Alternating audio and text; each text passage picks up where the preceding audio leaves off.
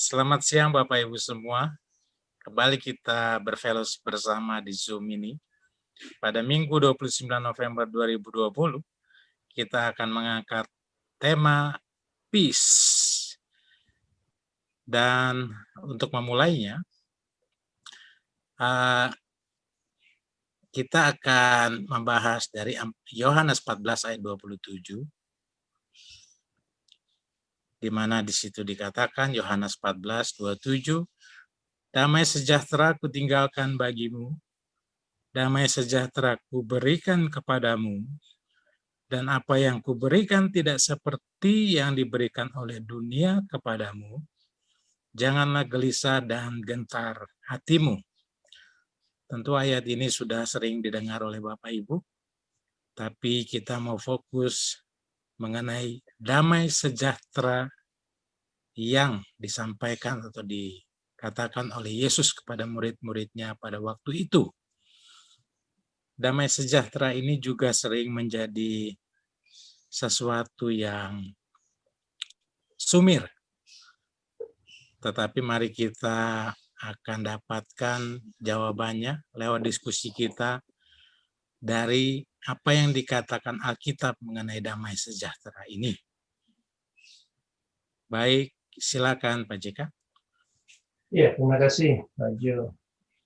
Jadi damai sejahtera ini memang sudah sangat populer, khususnya di kalangan Kristen, karena kita di dalam Alkitab itu banyak sekali kata damai sejahtera. Walaupun dengan jelas-jelas Yesus menyatakan bahwa aku datang bukan membawa damai, melainkan pedang, namun banyak orang merasa bahwa Yesus itu membawa damai. 2000 tahun yang lalu Yesus katakan, aku tidak datang membawa damai, melainkan pedang. Sehingga ada permusuhan di dalam keluarga, dalam rumah tangga. Namun apa yang kita bahas tentang kata damai sejahtera ini, di Alkitab itu sering sekali kata ini diucapkan. Bahkan Rasul Paulus, dia sering mengucapkan salamnya dengan damai sejahtera Allah, kasih karunia Allah, rahmat Allah beserta dengan kamu. Nah, kata-kata ini, baik kasih karunia dan damai sejahtera ini sering sekali diucapkan, bahkan banyak orang juga mengambil kata-kata ini sebagai ucapan-ucapan berkat dalam gereja. Ya. Dan kalau kita melihat bahasa Ibraninya yang sangat terkenal di dalam kekristenan, yaitu kata shalom. Jadi kata shalom lah yang diterjemahkan dengan damai sejahtera. Di dalam Perjanjian Lama, kata shalom ini banyak sekali kita jumpai, karena ini bahasa Ibrani digunakan dalam Perjanjian Lama. Di Perjanjian Lama itu kurang lebih 237 kali ya, kata shalom ini digunakan.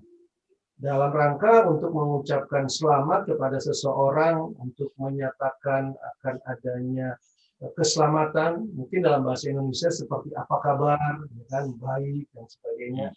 Jadi digunakan dalam rangka untuk yang saya katakan tadi, untuk menyatakan rasa aman, rasa damai bagi orang. Nah, di dalam bahasa Yunani itu dikenal dengan kata irene, dan di dalam bahasa Inggris dikenal dengan kata peace. Tentu saja kita tidak membahas soal bahasa di sini, namun kita perlu melihat betapa perkataan damai sejahtera ini sering sekali diucapkan tanpa pengertian. Maksud saya tentu saja di dalam kekristenan ya. Ketika orang berkata shalom, itu hanya cuma seperti salam saja. Tidak memiliki arti apa-apa. Begitu juga ketika orang berkata damai sejahtera Allah menyertai engkau, dan itu kan sering kalau kita di gereja-gereja di ibadah itu ditutup dengan perkataan-perkataan itu, dengan mengutip perkataan Rasul Paulus.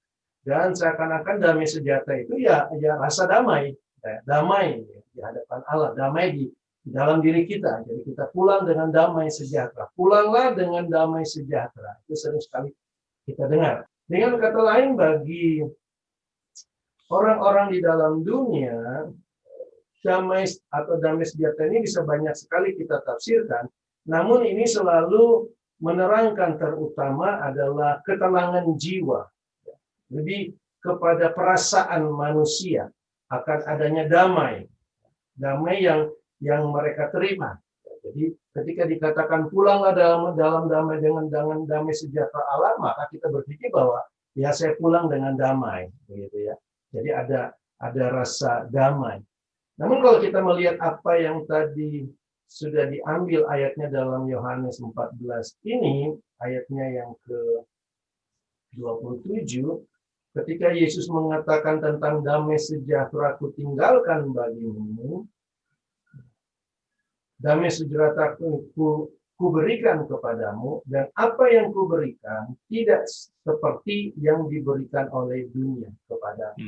Dengan kata lain, ada perbedaan definisi di sini tentang damai sejahtera yang Yesus katakan, tentang damai sejahtera yang rasul-rasul katakan, tentang shalom yang nabi-nabi katakan, itu berbeda sekali dengan apa yang diberikan oleh dunia kepada. Damai yang diberikan oleh dunia tidak sama dengan damai sejahtera yang kuberikan kepadamu. Nah, berarti ketika kita melihat adanya statement Yesus yang jelas menyatakan perbedaan itu, maka kita harus bisa mendapatkan apa yang didefinisikan dengan damai sejahtera ketika Yesus mengatakannya. Tentu saja kita perlu melihat kata ayat dalam 27 ini, itu terkait sekali tentang janji Allah akan hadirnya penghibur, yaitu Roh Kudus. Ya. Jadi kalau Roh Kudus itu datang, maka damai sejahteraku itu bersama dengan engkau, kurang lebih dikatakan begitu. Sebenarnya maksud daripada kata damai sejahtera itu. Ya. Jadi damai sejahtera ini kutinggalkan. Kenapa? Karena Roh Kudus yang akan kuberikan itu akan menerangkan kepadamu akan semua yang dimaksudkan dengan damai sejahtera itu. Nah, kenapa dia katakan berbeda dengan yang diberikan oleh dunia? Makanya dia katakan sini, janganlah gelisah dan gentar hatimu. Karena ini gelisah dan gentar itu merupakan tanda kutipnya emosi atau perasaan yang bertentangan dengan damai sejahtera. Bagi kita yang hidup di dalam dunia ini, di dalam daging ini, di dalam jenis Adam ini, damai sejahtera itu atau damai itu hanyalah merupakan perasaan yang timbul dari realita yang kita lihat di dalam dunia. Jadi apapun realita yang ada dalam dunia itu akan menimbulkan sesuatu dalam diri kita. Apakah itu gelisah? Ya, yang seperti yang tadi Yesus katakan, jangan gelisah dan gentar hatimu. Kenapa dia katakan jangan gelisah dan gentar hatimu? Karena pada waktu itu akan ada peristiwa yang akan terjadi. Kalau kita ambil dalam konteks yang Yohanes 14, Yohanes 17, Yohanes 16, di mana Yesus akan diangkat, yang dia akan dipisahkan dengan murid-muridnya, sehingga akan menimbulkan perasaan gelisah dan gentar. Tapi Yesus katakan, damai sejahteraku kutinggalkan bagimu. Bagaimana bisa melihat damai sejahtera pada saat itu, sementara murid-muridnya akan dipisahkan dengan gurunya. Dan kita tahu betapa gelisah hati mereka sebenarnya, setelah ketika gurunya itu ditangkap dan dihukum, bahkan dihukum mati. Ya. Peristiwa itu terjadi bagi orang dunia dan bagi kita sekarang pun juga melihat betapa hal itu tidak mendatangkan damai sebenarnya. Peristiwa di mana Yesus akan mati pada 2000 tahun yang lalu itu ditangkap dan mereka melihat bagaimana Yesus disiksa, bagaimana Yesus dirajam. Tentu saja kita juga nggak akan bisa berpikir bahwa itu adalah masalah damai sejahtera. Bagaimana bisa damai sejahtera dalam keadaan seperti itu? Ya, karena kita sudah terbiasa dengan pola pandang dunia. Sekali lagi saya katakan, bagi dunia, damai sejahtera, gelisah, gentar, itu hanya masalah emosi dan perasaan yang timbul karena adanya realita yang ada di dalam dunia ini. Ketika orang melihat adanya COVID sekarang ini, banyak yang gelisah, banyak yang gentar, nggak bisa keluar rumah, nggak mau keluar rumah, mengucilkan diri. Ketika orang berhadapan dengan masalah ekonomi, banyak yang gelisah, banyak yang gentar, ya, tidak ada perasaan damai. Jadi sekali lagi saya katakan, bagi dunia, apapun yang diberikan oleh dunia itu adalah yang akan menimbulkan perasaan yang mempengaruhi emosi itu, apakah itu damai atau apakah itu gelisah dan gentar, ya, atau gembira, joy dan sebagainya. Nah, itu yang kita bisa lihat bagi dunia. Itu yang diberikan oleh dunia. Jadi ketika Yesus katakan, damai sejahtera-Ku kuberikan kepadamu, dan apa yang kuberikan tidak seperti yang diberikan oleh dunia, artinya bagi Yesus, damai sejahtera itu ketika diberikan itu bukan perasaan. Tidak sama dengan yang dunia berikan. Nah, kalau dunia berikan itu adalah perasaan damai, perasaan sejahtera, gitu, berarti dalam Yesus itu bukan masalah perasaan damai, bukan juga perasaan sejahtera.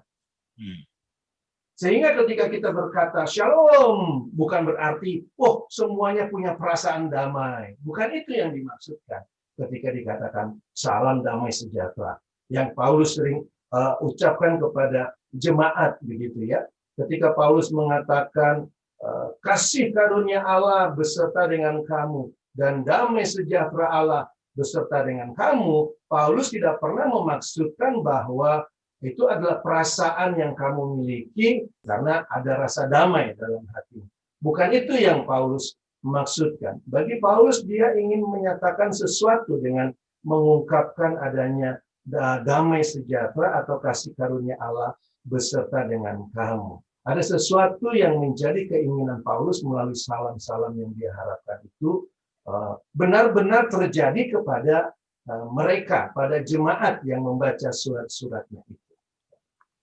Apa sebenarnya keinginan itu? Sebenarnya Paulus ingin ngasih tahu bahwa damai sejahtera itu bukanlah perasaan yang engkau miliki karena engkau berada dalam Kristus, atau karena engkau menjadi jemaat Korintus, menjadi jemaat, atau karena engkau sudah dibaptis, atau karena engkau sudah berkumpul bersama orang-orang Kristen. Bukan itu. Namun jawabannya adalah bahwa damai sejahtera itu adalah realita daripada kehidupan di dalam Kristus. Jadi terbalik. Kalau dunia, dari realita dunia itu akan menimbulkan damai sejahtera, tetapi bagi mereka yang dalam Kristus, realita itu sendiri adalah damai itu sendiri. Ya. Saya ulangi sekali lagi, bagi dunia damai itu adalah perasaan seseorang akan realita dunia. Tetapi dalam Kristus, damai sejahtera itu adalah realita Kristus itu sendiri yang bisa saja mempengaruhi emosi atau perasaanmu. Bisa juga tidak perlu mempengaruhi emosi atau perasaanmu. Ya, jadi terbalik di situ. Menjadi dia adalah realita. Nah, sama seperti kasih karunia itu adalah realita. Kasih karunia itu bukan kasihan. Ya, bukan karena rasa kasihan kepada dunia ini maka Allah memberikan anaknya yang tunggal. Seperti begitu banyak sekali message yang sering terlihat dan sering dihotbahkan. Walaupun tidak berkata rasa kasihan, tetapi ketika menerjemahkan kata kasih karunia itu seakan-akan pengasihanan Allah diberikan kepada manusia. Bukan itu. Jadi sekali lagi, sebagaimana kasih karunia itu bukan perasaan, demikian pula damai sejahtera atau peace itu bukan juga perasaan. Sebagaimana kasih karunia itu adalah realita kehidupan di dalam kebangkitan, realita kehidupan yang sudah melalui kematian, penguburan, dan kemudian masuk dalam kebangkitan dan realitanya adalah kasih karunia, demikian pula damai sejahtera itu juga merupakan realita daripada mereka yang sudah mati, sudah dikuburkan, dan juga sudah dibangkitkan. Realita kita sekarang sebenarnya. Jadi kita tidak lagi dipengaruhi oleh damai sejahtera yang ada dalam dunia, ya kan? Misalnya ketika kita datang ke gereja, gimana Pak, damai? Aduh susah nih, ya lagi berantem di rumah sama istri, nggak ada rasa damai. Itu bukan bahasa dalam Kristus ya, tapi itu bahasa dalam dunia. Kenapa? Karena perasaannya dipengaruhi karena lagi berantem dengan lagi bertengkar dengan sang istri, jadi nggak ada rasa damai ya. Makanya begitu banyak sekali di dalam gereja kita rasa damai itu yang tadinya gundah gulana gitu kan, gundah gulana dari luar gereja, begitu kita masuk ke dalam gereja rasanya sejuk, rasanya aman. Kenapa? Karena sudah ada adanya penghiburan yang disampaikan, lalu adanya puji-pujian yang begitu menggugah, lalu kita juga bisa melampiaskan emosi kita dengan menangis di dalam gereja, dan ketika kita pulang kita pikir kita membawa damai, gitu kan? Ini kan sebenarnya damai yang diciptakan sebenarnya. Dan itu sebenarnya adalah damainya dunia, walaupun kita dapatnya di dalam gereja. Tetapi sekali lagi itu adalah hal-hal duniawi, hal-hal yang mempengaruhi perasaan kita, yang kita dapat dari luar dan mempengaruhi perasaan kita. Itu bukanlah damai yang Tuhan berikan kepada manusia.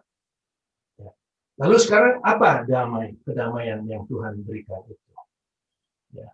Jelas sekali dia katakan tadi, berbeda sekali dengan apa yang diberikan oleh dunia. Ya. Damai sejahtera itu bukanlah, sekali lagi saya harus tekankan, damai sejahtera yang Tuhan berikan itu bukan perasaan damai. Nah, ini berbeda. Ya. Bukan perasaan damai karena, oh Allah itu maha kuasa, oh Allah itu. Jadi kita mengenal Allah dengan pengetahuan, lalu muncullah rasa damai. Sekali lagi, bukan perasaan damai, bukan emosi. Tidak ada keterkaitannya dengan keadaan daging kita yang ada dalam dunia ini. Ya, karena kita merasa diprotek oleh Allah, lalu kita merasa ada damai. Sebenarnya, sekali lagi saya katakan, damai yang Allah berikan itu adalah realita keselamatan kita yang sudah ada di dalam Kristus. Realita yang jelas sekali, dan Paulus membukanya dengan baik sekali itu di dalam Efesus. Kalau kita baca di dalam Efesus 2 ini jelas sekali bahwa dahulu kamu sudah mati. Kamu sudah mati dari mana? Dari keberadaan kamu yang dahulunya itu kamu hidup di dalam mengikuti jalan dunia ini. Di dalam kamu mentaati penguasa kerajaan angkasa. Yaitu roh-roh yang sedang bekerja di antara orang-orang durhaka. Dahulunya kita semua terhitung, bahkan Paulus mengatakan dirinya juga terhitung di antara orang-orang itu, di antara orang-orang yang durhaka itu, yang seharusnya dimurkai dan seterusnya. Namun karena rahmat Allah dan oleh kasih-Nya, Ia telah menghidupkan. Nah, ini kondisi kita yang sekarang. Dia telah menghidupkan kita bersama dengan Kristus. Di dalam Kristus. Dia telah membangkitkan kita dan juga memberikan tempat bersama-sama dengan Kristus di sorga. Makanya dia katakan dengan jelas sekali, karena kasih karunia kamu diselamatkan oleh iman, itu bukan usahamu tapi pemberian Allah. Ini sekali lagi kalau kita sudah merefer kepada kasih karunia ini, dan kita tahu bahwa iman itu adalah iman yang disertai dengan perbuatan. Yang kita sudah bahas ya. Jadi bukan hanya oleh iman yang perasaan itu, rasanya saya sudah beriman kok, tidak dijawab doanya. Bukan iman seperti itu ya. Bukan juga iman yang sering dikatakan beriman, tidak. Tetapi iman yang ditindaki, yang disertai dengan perbuatan. Itulah yang membuat kamu diselamatkan oleh iman itu. Nah, keberadaan kita yang sudah dibangkitkan ini bersama dengan Kristus ini, itu dia katakan bagaimana asal mulanya. Ya, sebelumnya bahwa dia membandingkan di dalam pasal 2 ini, Efesus ini, akan adanya kondisi yang sunat dan yang tidak bersunat. Jadi ada permusuhan manusia-manusia yang disebut dengan orang-orang bukan Yahudi dan orang-orang yang Yahudi, orang-orang yang tidak bersunat dan orang-orang yang bersunat. Permusuhan antara orang-orang ini sendiri kemudian diatasi oleh Tuhan dengan melalui kematian. Yang dikatakan di sini, karena dialah damai sejahtera kita yang telah mempersatukan kedua belah pihak dengan merubuhkan tembok pemisah, yaitu perseteruan. Jadi ada dengan cara melalui kematiannya. Jadi kalau kita membaca di ayat seterusnya, dengan matinya sebagai manusia, dia telah membatalkan hukum Taurat dan menciptakan keduanya. Keduanya ini adalah dua kebangsaan tadi itu, yang bersunat maupun yang tidak bersunat, menjadi satu manusia baru di dalam dirinya. Dan dengan itu mengadakan damai sejahtera. Ini dia damai sejahtera yang Allah, yang Yesus katakan, damai sejahtera ku tinggalkan, damai sejahtera ku berikan kepadamu. Bagaimana Allah memberikan damai sejahteranya, bagaimana Yesus memberikan damai sejahteranya, bukan dengan dia berikan kita perasaan damai. Bukan itu yang Yesus kerjakan. Bukan dengan oke, ya tenanglah, ya saya kan Tuhan kamu, saya akan pelihara kamu, saya akan jaga kamu. Perasaan kamu biarlah menjadi damai dalam kamu. Bukan itu yang Tuhan berikan. Dia tidak berkata-kata dengan model seperti itu. Tetapi bagaimana dia memberikan damai sejahtera itu dengan menyalibkan saya, menyalibkan mereka yang bersunat, menyalibkan mereka yang tidak bersunat. Dengan menyalibkan jenis manusia Adam itu. Dengan menyalibkan perseteruan itu sendiri. Dengan menyalibkan permusuhan itu sendiri. Apa permusuhan itu? Permusuhannya adalah karena jenisnya daging. Karena jenisnya Adam. Apakah di dalam jenis Adam ada permusuhan? Ya, satu sama lain mereka saling bermusuhan sama seperti Kain dan Abel. Di mana Kain ingin membunuh adiknya itu. Namun bukan hanya permusuhan antara sesama jenis daging itu, tetapi ada juga permusuhan antara daging dengan roh. Ada permusuhan antara jenis manusia Adam itu dengan Allah sendiri. Nah, inilah yang kemudian Yesus selesaikan. Kenapa? Karena selama dia masih menjadi jenis manusia daging, maka tidak akan ada damai sejahtera. Tidak akan ada damai antara Allah dengan manusia daging itu.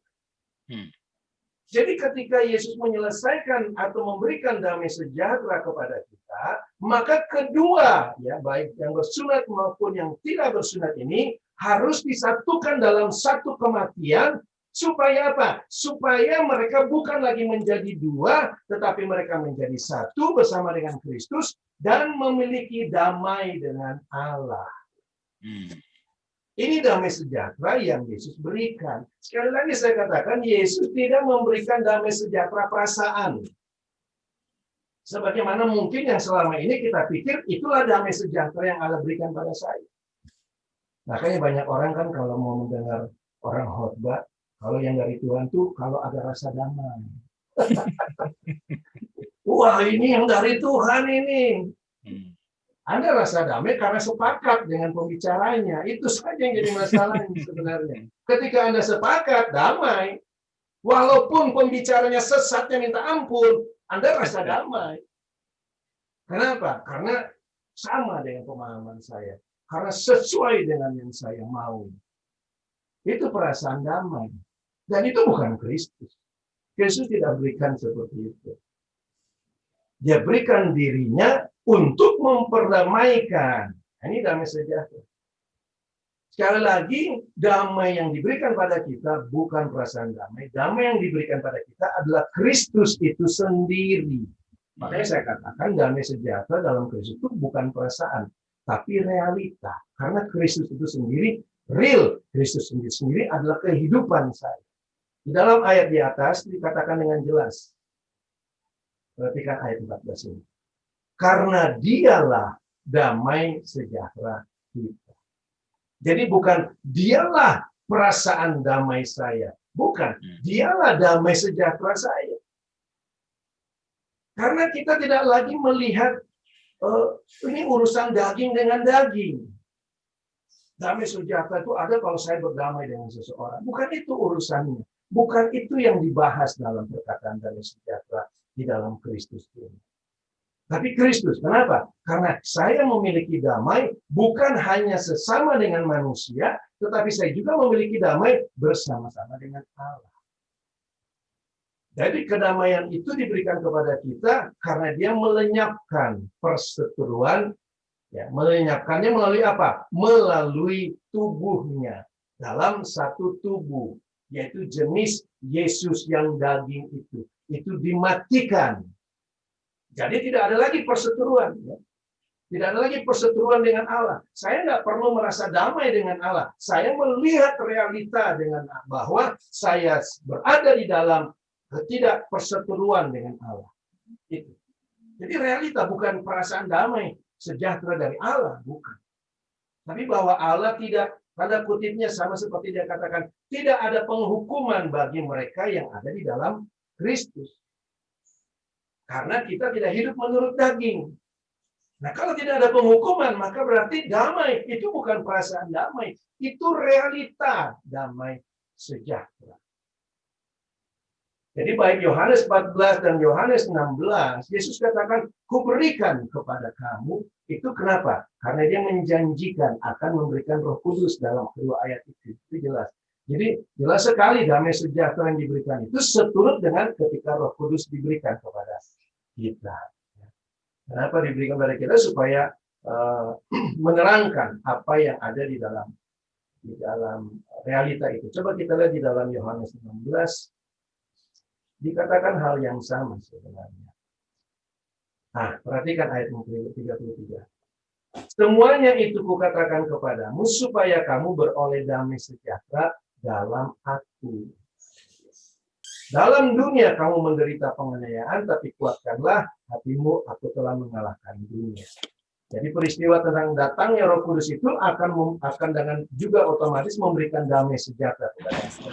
Sekali lagi saya katakan, di dalam Kristus itu bukan perasaan damai sejahtera, tetapi realita. Realita apa yang kita dapatkan dalam Kristus? Bukan hidupku aman, bukan. Itu juga masih perasaan. Bukan karena ada proteksi Allah, bukan. Tapi damai sejahtera apa? Bahwa dia sudah memperdamaikan saya yang berdosa, yang harusnya dikutuk, yang harusnya dimurkai ini, diperdamaikan dengan Bapa.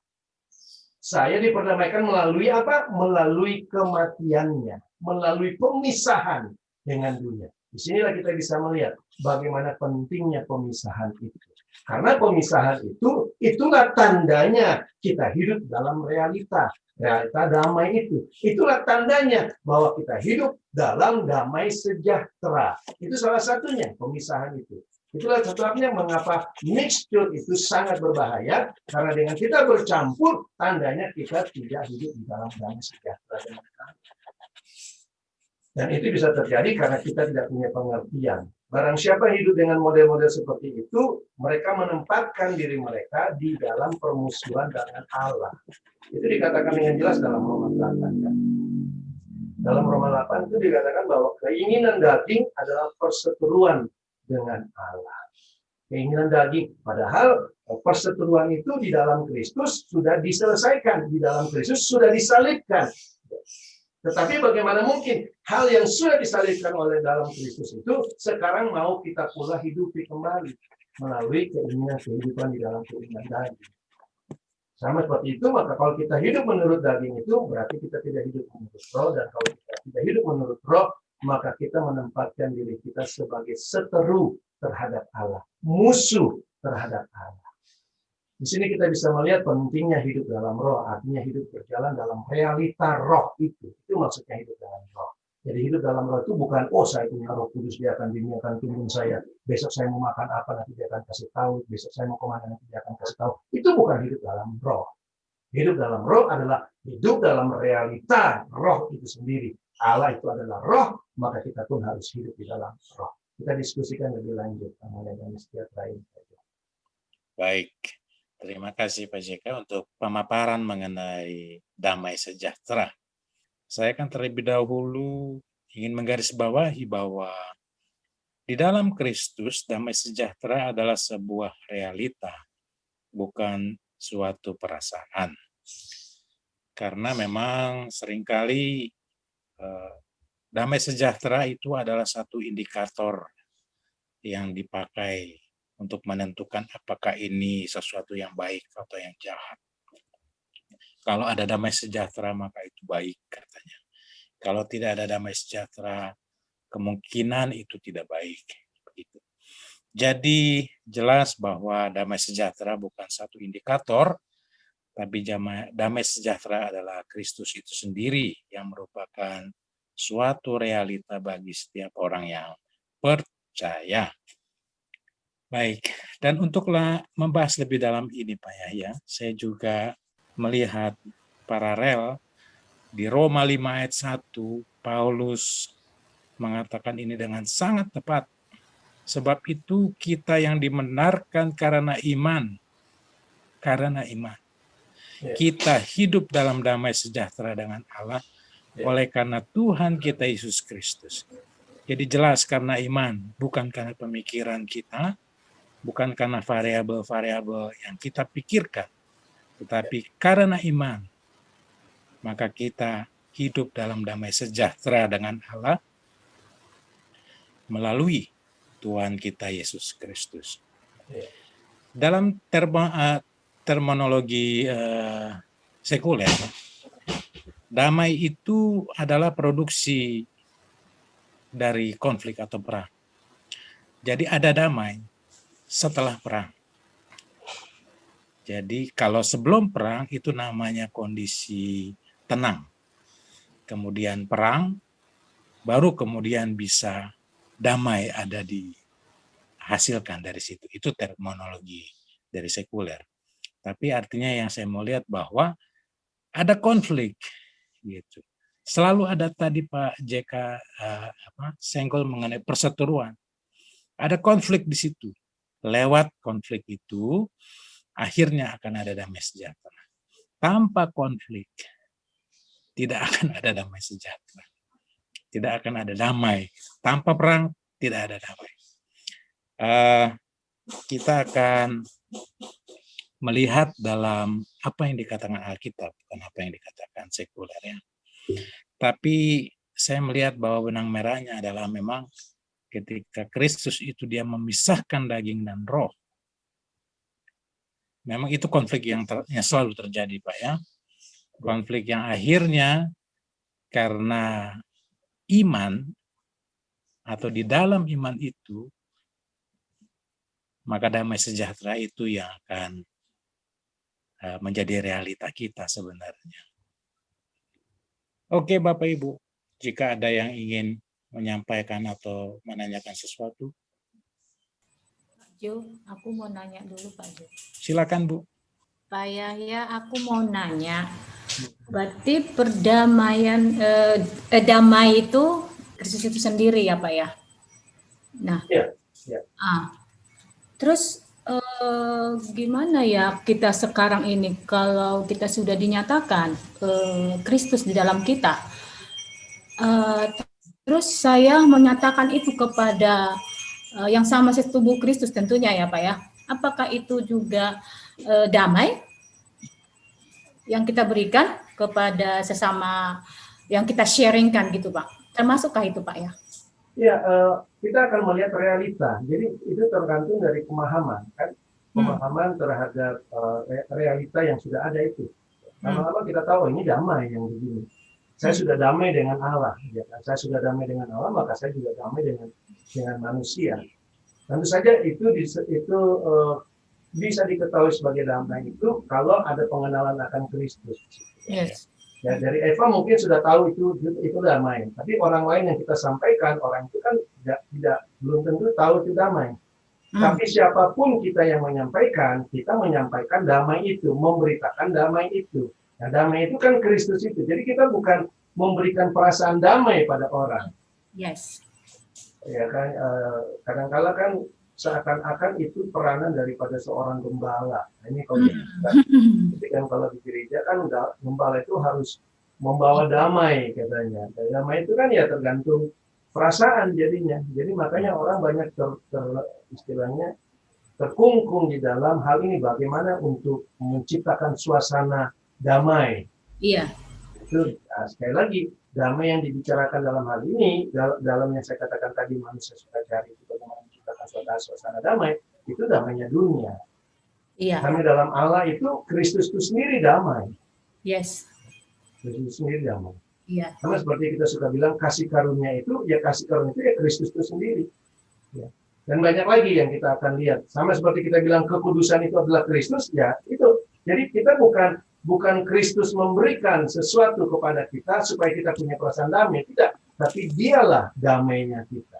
Tentu saja pemahaman damainya harus melebar ya, bukan hanya perasaan damai, bukan. Harus berganti pola pikirnya. Iya. Tapi yang menerima itu juga ya kalau Kristus udah pasti itu memang ya nyambung ya Pak ya. Iya, cuman kan belum tentu pada saat itu sudah mengerti apa itu yang disebut dengan damai.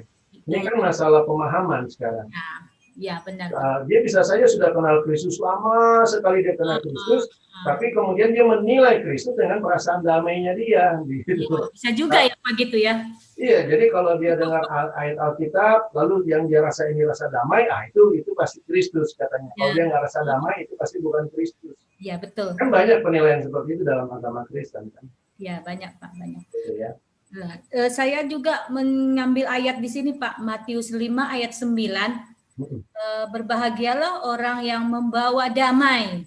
Ya, karena mereka akan disebut anak-anak Allah. Iya. Nah, itu tadi yang jadi ketika kita memberikan damai itu kepada mereka yang sudah tentunya di dalam Kristus, itu tadi belum tentu juga ya Pak ya, bisa mereka. Ya. Jadi bukan perasaan damai ya. Jadi membawa damai ini pun juga bukan perasaan damai. Cuman, nah ini kan jadi masalah di dalam khotbah-khotbah dunia, kan membawa damai ini kan membuat orang merasa damai kan? Betul Pak, betul. Begini loh. Antara orang yang bersunat dengan tidak bersunat tidak bisa ada damai, saudara. Iya. Nah, bagaimana mungkin orang kita itu membawa damai kepada orang lain karena tidak ada damai antara bersunat dengan tidak bersunat. Ini yang digambarkan dalam Perjanjian Lama. Iya. Untuk damai yang tidak bersunat harus masuk ke dalam yang bersunat atau sebaliknya harus masuk ke dalam yang tidak bersunat. Baru ada tanda kutipnya ketemunya, gitu ya. Makanya Paulus kan menegur Petrus soal hal itu, karena Petrus kan masih memisah-misahkan. Itu antara manusia, tidak akan ada damai. Jadi bagaimana kita bisa membawa damai pada orang lain? Ya selain daripada kita menyenangkan hati orang itu. Untuk dunia ya, untuk dunia. Jadi yang dimaksudkan oleh ayat sini, berbahagialah mereka yang membawa damai, itu bukan seperti yang dunia maksudkan. Ya. Ya kan? Bukan kita datang menghibur dia, bukan kita datang iming-iming dia dengan sembako atau apa, bukan itu membawa damai. Nah, tapi sekali lagi Kristus yang menjadi realita kita. Yes. Nah, tentu saja orang yang bisa melihat bahwa kita membawa damai, tanda kutipnya membawa Kristus itu kalau orang itu juga sudah menyadari damai itu adalah Kristus. Yeah. Selama orang itu tidak pernah menyadari damai itu adalah Kristus, maka dia berpikir kita mungkin malah menjadi musuhnya dia. Apa sih ngomongin Kristus melulu, ya kan? Apa sih ngomongin mati bagi dunia? Apa sih ngomongin pemisahan terus? Karena itu menjadi momok bagi orang-orang yang bukan dalam Kristus ya. Ya, ngerti Pak. Oke. Ya, Pak Jo, silakan yang lain. Baik, Bu Eva. Ya, memang damai sejahtera ini sangat penting untuk dipahami karena juga dulu bangsa Israel gagal paham mengenai damai sejahtera ini. Ya. Mereka pikir juru selamat datang itu membebaskan mereka dari perbudakan. Ya. Dan mereka akan mendapatkan kedamaian yang mereka pikirkan. Ya. Padahal ketika Yesus datang itu bukan damai tapi pedang gitu. Ya. Konflik dari konflik terus yang mereka alami gitu. Akhirnya mereka desperate, mungkin pikir ini apa ini juru selamat apa ini begini kan, kita jadi tiap hari kita debat kusir sama dia. Iya. Artinya itulah manusia menuntut damai sejahtera yang dia pikirkan. Tetapi Allah sebenarnya sudah membawa damai sejahtera itu yang tidak pernah dipikirkan manusia, yaitu Yesus Kristus itu sendiri. Bahkan akan susah bagi orang Kristen menerima realita bahwa Yesus tidak membawa damai. Iya. Karena setiap tahun mereka merayakan Natal dan perkataan-perkataan bahwa kemuliaan bagi Allah di tempat yang maha tinggi dan damai sejahtera di bumi, ya kan? Jadi itu seakan-akan Yesus membawa damai. Sehingga sekalipun Yesus bicara bahwa aku tidak membawa damai, tetap aja otak orang dunia tidak bisa menerima bahwa Yesus tidak membawa damai. Ya. Karena apa? Karena sekali lagi saya katakan tadi, melihat realitanya beda. Beda versi. Beda. Yesus tidak berkata bahwa dia bukan damai. Dia berkata bahwa aku tidak membawa damai. Artinya dunia jangan berharap damai yang seperti dunia punya versi.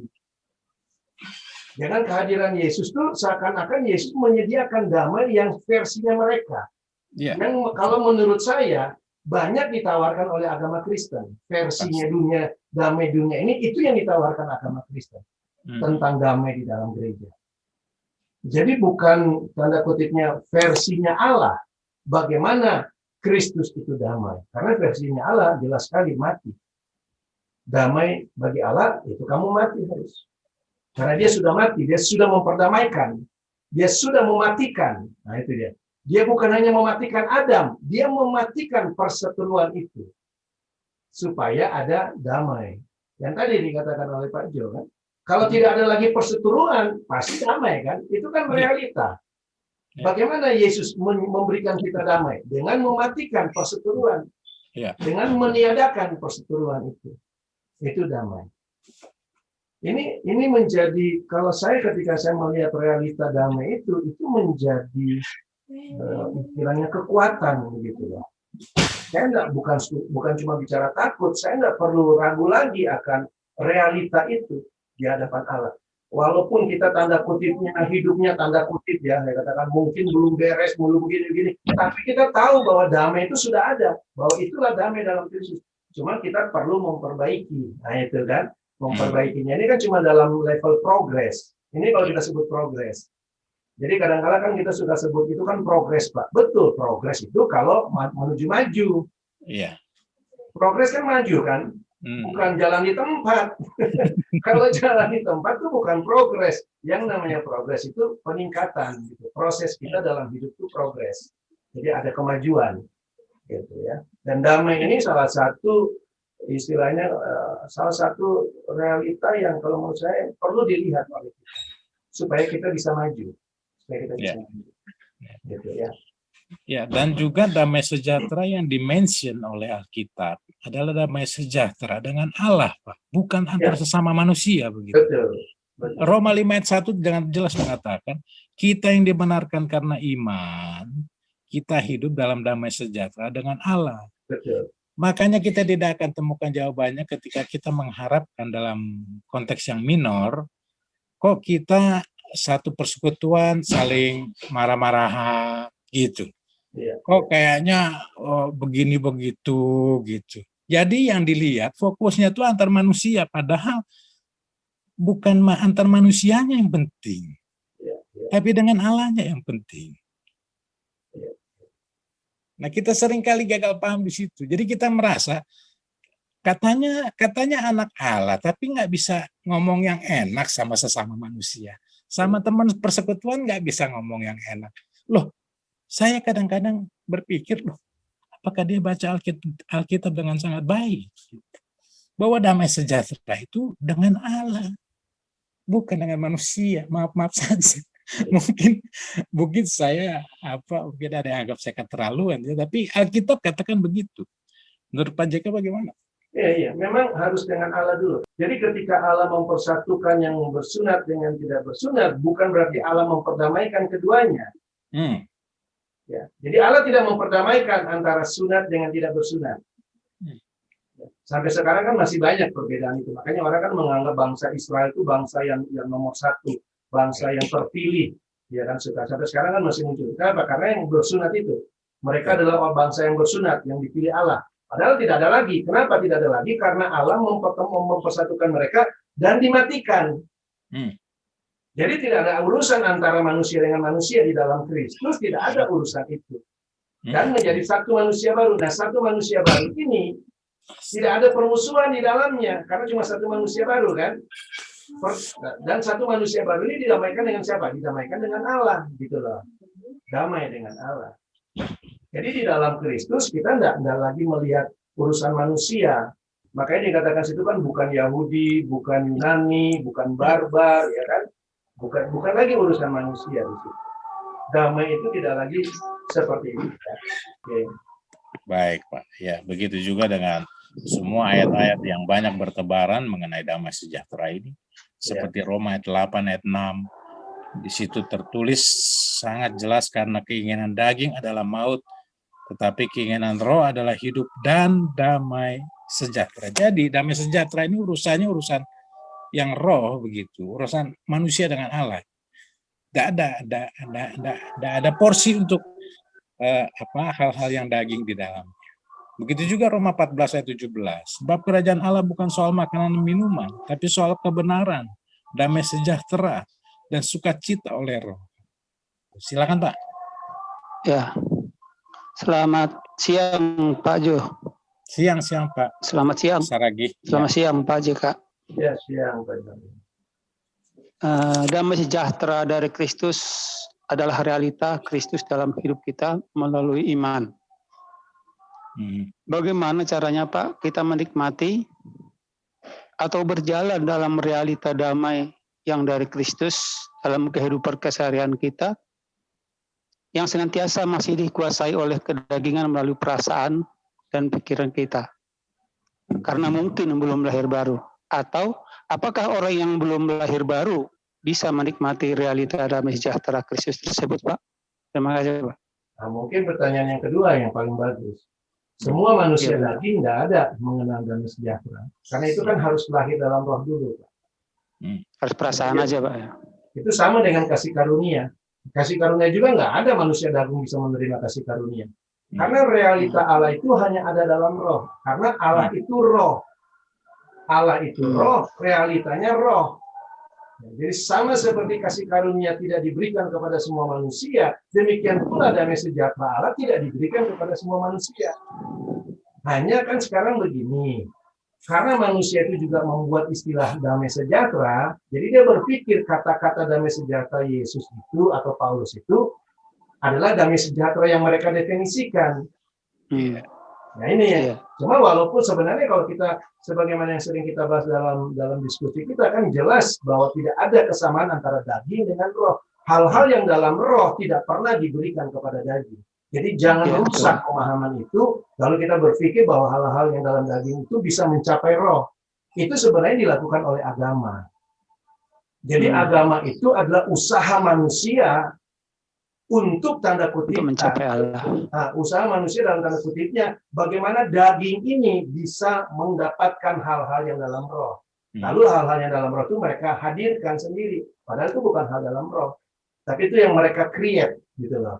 Yang mereka hadirkan. Bagaimana rasa damai itu ada, ya sanalah konseling, ya sanalah ya kan musiknya diperbagus, khotbahnya diperbagus, ya kan bagaimana bisa memancing emosi manusia dan sebagainya. Supaya apa? Supaya timbul damai dalam hati manusia. Jadi tidak bisa selagi orang itu punya pikiran, kalau tadi kan disangsinya oleh Pak Joni tentang masih memikirkan dalam daging, nggak bisa karena daging itu bukan damai dengan Allah, daging itu perseteruan dengan Allah. Kan itu prinsipnya sudah jelas.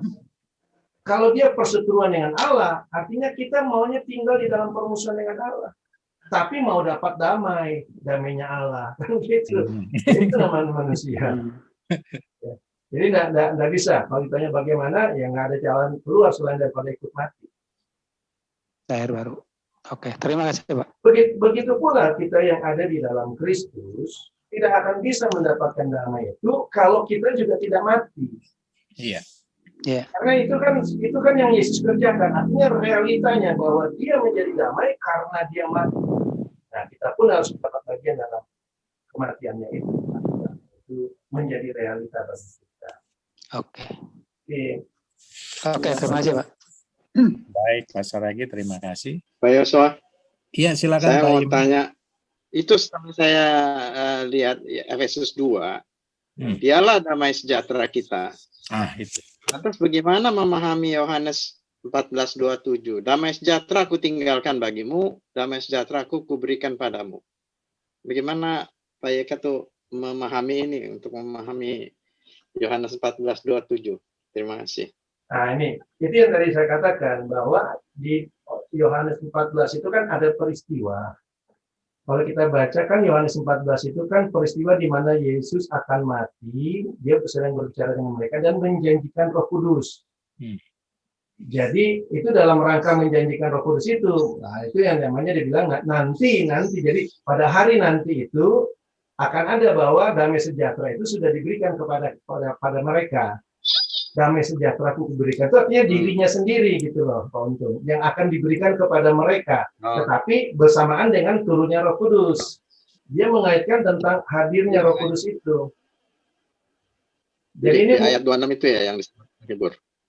Iya, di ayat-ayat sebelumnya, iya, 26 ini kan menghibur, nih Roh Kudus akan diutus oleh Bapakku dan seterusnya. Dia yang akan mengajar kepadamu semua dan seterusnya, termasuk damai sejahtera ini. Ini ayat ini bukan terpisah dengan yang di atasnya. Konteksnya adalah janjinya dia tentang penghibur. Jadi pada waktu itu, damai sejahtera itu kuberikan kepadamu. Ya, tentu saja yang diberikan damai sejahteraku itu bukan ada yang namanya damai sejahtera terus kasih kita kayak kado begitu, tapi dirinya sendiri yang diberikan kepada kita. Begitu. Oke, clear. Oke. Jadi ada konteks waktu ya Pak ayat ini ya. Iya, paham. Karena sekali lagi gini, biar komplit ayatnya kita bacanya pertama tadi 26 udah tahu ya. Jadi ini kan dia bilang ini kan kukatakan kepadamu selagi aku bersama-sama dengan kamu. Jadi dulu dia ngomongnya, dia menjanjikan tentang penghibur ayat 26. 27 dia bilang damai sejahtera aku tinggalkan bagimu. Bagaimana caranya? 28. Aku pergi tapi aku datang kembali. Nah, itu dia. Betul. Itu dia. Nah, ketika dia datang kembali itulah damai sejahtera Allah. Jadi kalau kita bilang kita sudah menerima damai sejahtera Allah, berarti Yesus sudah datang kembali karena dialah damai sejahtera Allah itu. Oke. Iya. Karena seringkali kita juga dikirimi ayat hanya Yohanes 14 ayat 27 aja, Pak. Iya. untuk bikin adem gitu ya. Padahal kalau versi lengkapnya itu bukan damai sejahtera perasaan, sekali lagi seperti disampaikan Pak Jika. Jadi kalau kita lihat lagi ayat 29 bagus sekali. Jadi dia katakan begini, sekarang aku mengatakannya kepadamu sebelum hal itu terjadi, gitu kan? Iya, clear nih. Nah, ini konteks waktunya gitu. Ketika hal itu terjadi, waktu Roh Kudus diberikan. Nah, waktu Roh Kudus diberikan, Yesus juga diberikan. Itulah damai sejahtera diberikan padamu. Oke. Clear. Ya, ayat 29 lebih clear lagi. Iya, konteks waktunya di situ. Oke, thank you. Baik, Pak Untung. Pak Yosua, selamat sore Pak Yosua. Sore Pak Him, silakan. Selamat sore Pak Yaya. Nah, ini cocok nih. Renungan ini kita kalau di gereja ini memasuki minggu-minggu Advent ini. Berita Natal sudah mulai disampaikan bahwa kesukaan bagi dunia, damai sejahtera bagi dunia. Ternyata kalau kita lihat seumuran saya ini begitu banyak tahun-tahun yang dilewati dengan Natal, di mana janji damai sejahtera kita dengar disampaikan lewat khotbah-khotbah di gereja itu. Ternyata damai sejahtera nggak pernah ada dalam kehidupan dunia, dalam kehidupan daging. Kadang-kadang saya flashback ke belakang ya, dari pesan mimbar itu, kemudian kita pulang di mobil, itu dengan mengutip apa yang disampaikan oleh pendeta itu, kita bisa ribut sama istri itu. Artinya kacau itu. Artinya memang tidak ada damai sejahtera itu. Dan ini coba kalau kita melihat pada Pengkhotbah 1 ayat 9, tadi juga di awal sebelum acara mulai ngobrol-ngobrol, saya gunakan ayat ini. Tidak ada yang baru di bawah matahari ini. Jadi selama dunia ini ada, perang itu nggak pernah berhenti. Tidak mungkin ada damai sejahtera, karena damai sejahtera baru kita belajar dari sharing Pak Yaya, itu hanya ada di dalam Kristus bagi orang-orang yang mau hidup dalam roh, hidup baru di dalam Kristus. Karena segala sesuatunya ada di bawah matahari itu ulangan-ulangan semua. Kadang-kadang menjelang Natal kita saksikan Amerika nyerang Irak, nyerang ini, ya itu aneh. Ya, buat kita itu hal yang nggak aneh ya dalam perspektif orang yang sudah mengerti akan kebenaran, apalagi hari ini dibekali lagi dengan tentang damai sejahtera ini. Begitu ya Pak Yaya ya? Mohon komentarnya nih, terima kasih. Iya, yang sudah pasti sama bahwa dunia tidak bisa mendapatkan damai sejahtera. Jadi dari generasi-generasi apa yang ada di dunia akan begini terus ya Pak ya? Pasti, karena jenisnya kan Pak. Kita kan bicara. Iya. Oke. Ya. Oke, terima kasih Pak. Kalau kita perhatikan baik Pak, damai sejahtera yang di-create oleh manusia itu, khususnya di gereja, akan terjadi hanya di Natal dan Tahun Baru. Ya kan, ketika semuanya berkumpul, itu pun kalau yang satu mau terima, kan gitu. Kalau yang satu nggak mau terima, nggak damai itu. Jadi itu kan kreasi manusia gitu. Bagaimana dia bisa ciptakan, dia kondisikan sendiri kan gitu. Itu kan bukan dari Allah pastinya, saya pikir. Iya, hanya masalahnya kan di gereja kan kita diajarkan itu dari Allah. Iya kan? Iya. Kita diajarkannya begitu. Nah, ini yang jadi masalah. Jadi selama kita masih tidak melihat yang lain, Kristus yang realita, maka pengajaran seperti itu akan tetap menghantui atau tetap menjadi bagian daripada kehidupan kita. Termasuk mereka yang sudah dalam Kristus juga. Yang kita bahas ini kan karena kita sudah dalam Kristus nih. Nah, kita juga harus melihat bagaimana realita kita yang sekarang bukan lagi diombang-ambingkan dengan bentuk damai sejahteranya dunia seperti itu. Bahwa apa yang Allah berikan itu berbeda, gitu ya. Biasanya menjelang tahun baru setelah Natal malah kita ditantang dari mimbar itu ditantang supaya membuat resolusi di tahun baru yang akan datang kita lebih baik, mau rajin baca Alkitab, bahwa mungkin rumah tangga akan jauh lebih baik. Ternyata baru awal tahun ributnya udah makin besar. Repot. Oke, saya bacakan pertanyaan dari Ibu Siska. Pak JK, damai sejahtera bisa nggak disamakan dengan kemerdekaan? Thank you. Ya, itu bagian daripada kedamaian kan, kemerdekaan itu. Kan kalau yang tadi sebenarnya Pak Joshua udah singgung tuh. Bisa disinggung lagi Pak Joshua tentang bagaimana damai itu muncul. Damai itu selalu terjadi ketika perang itu berakhir. Tapi untuk versi yang menang begitu ya. Untuk versi pemenangnya atau penyerangnya gitu, ketika berakhir perang, yang diserang itu nyerah, maka mereka katakan ini masuk masa perdamaian, kan gitu. Itu kedamaian buat mereka. Bagi yang diserang, bagi yang kalah itu bukan damai. Begitu. Jadi, menurut saya begitu juga nanti ketika yang diserang ini dia mengcounternya dan berhasil menang. Di situ dikatakan merdeka seperti bangsa Indonesia merdeka gitu ya.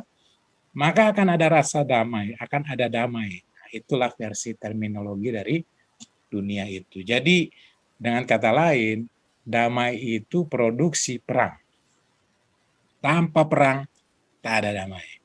Itu juga dipakai oleh bangsa Roma waktu itu. Makanya mereka giat sekali menjajah. Karena mereka pikir, makin mereka menang, makin damai itu makin tercipta lebih banyak buat mereka dan menguntungkan buat mereka. Tapi sebaliknya, di balik kekalahan dari negara-negara yang diserang, mereka bukan damai. Dan ketika mereka berhasil berbalik lagi menyerang dan menang, barulah mereka mengatakan itu damai. Jadi, perang memproduksi damai, itu versi sekulernya. Tapi saya bisa mendapatkan garis merah bahwa perseteruan tadi ketika daging itu sudah disalib, nah itulah kemerdekaan itu. Itulah damai itu. Itulah hidup dalam roh itu, bukan lagi dalam daging. Sedikit dari saya begitu, Pak Jik. Ya, sebenarnya dengan damai ini banyak hal yang kita bisa lihat. Di dalam damai itu ada sukacita. Dalam damai itu ada rest. Nah, rest itu juga kan realita. Jadi tidak ada lagi kesibukan-kesibukan lainnya. Itu rest. Damai itu berbicara. Jadi memang ruang lingkup kehidupan Allah seperti itu. Tidak ada lagi ketakutan karena tidak ada penghukuman di dalam damai ini. Dan sebenarnya itu akan mempengaruhi. Jadi kalau bagi dunia damai itu adalah perasaan yang dipengaruhi oleh realita dunia, di dalam Kristus tidak. Itu adalah realita Kristus yang juga, sekali lagi saya katakan, bisa mempengaruhi emosi kita, perasaan kita, perasaan tenang, bisa perasaan damai, bisa, silakan saja. Tapi itu bukan berdasarkan perasaan, itu berdasarkan realita. Kita mau gelisah juga tetap realitanya damai, gitu loh. Jadi paling bagus kita lihat realitanya, bukan perasaan kita. Kalau Kristus itu enggak berbicara perasaan. Ya, sama yang rasa merdeka itu perasaan jadi merdeka.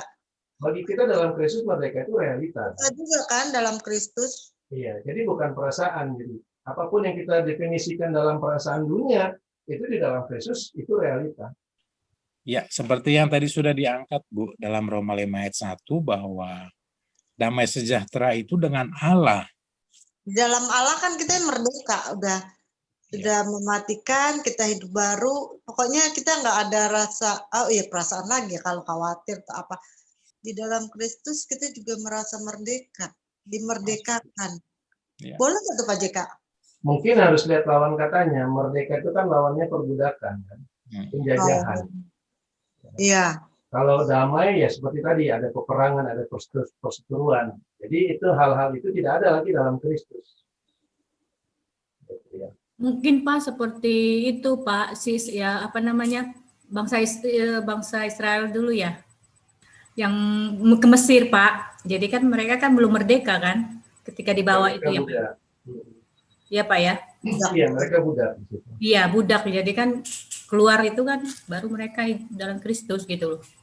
Iya, itu kalau kemerdekaannya. Iya, betul. Iya, oke.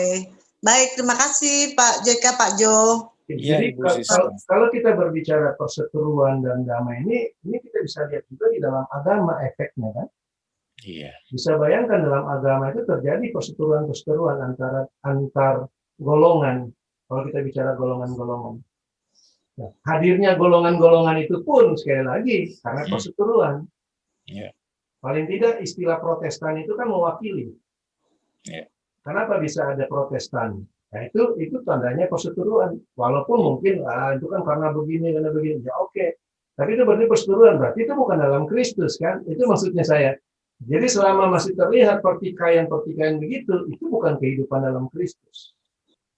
Ya. Kemudian seringkali kata damai sejahtera ini ketika digunakan di dalam 1 Korintus 14 ayat 33, di situ jadi lebih melihat atau orientasinya itu ke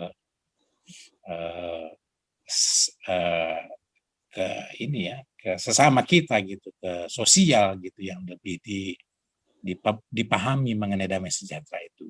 Jadi dikatakan sebab Allah tidak menghendaki kekacauan tetapi damai sejahtera. Nah orientasinya begini, kalau ada ribut-ribut berarti kamu nggak benar dong, kamu itu nggak ada Roh Kudus lah, apalah gitu kan, itu pemahaman orang-orang yang pada umumnya begitu ya. Iya. Jadi itulah yang tadi pertama kali diketengahkan Pak Yahya bahwa damai sejahtera bukan indikator. Oke. Kita akan lihat Efesus 2 ayat 15 di mana di situ juga mention mengenai damai sejahtera.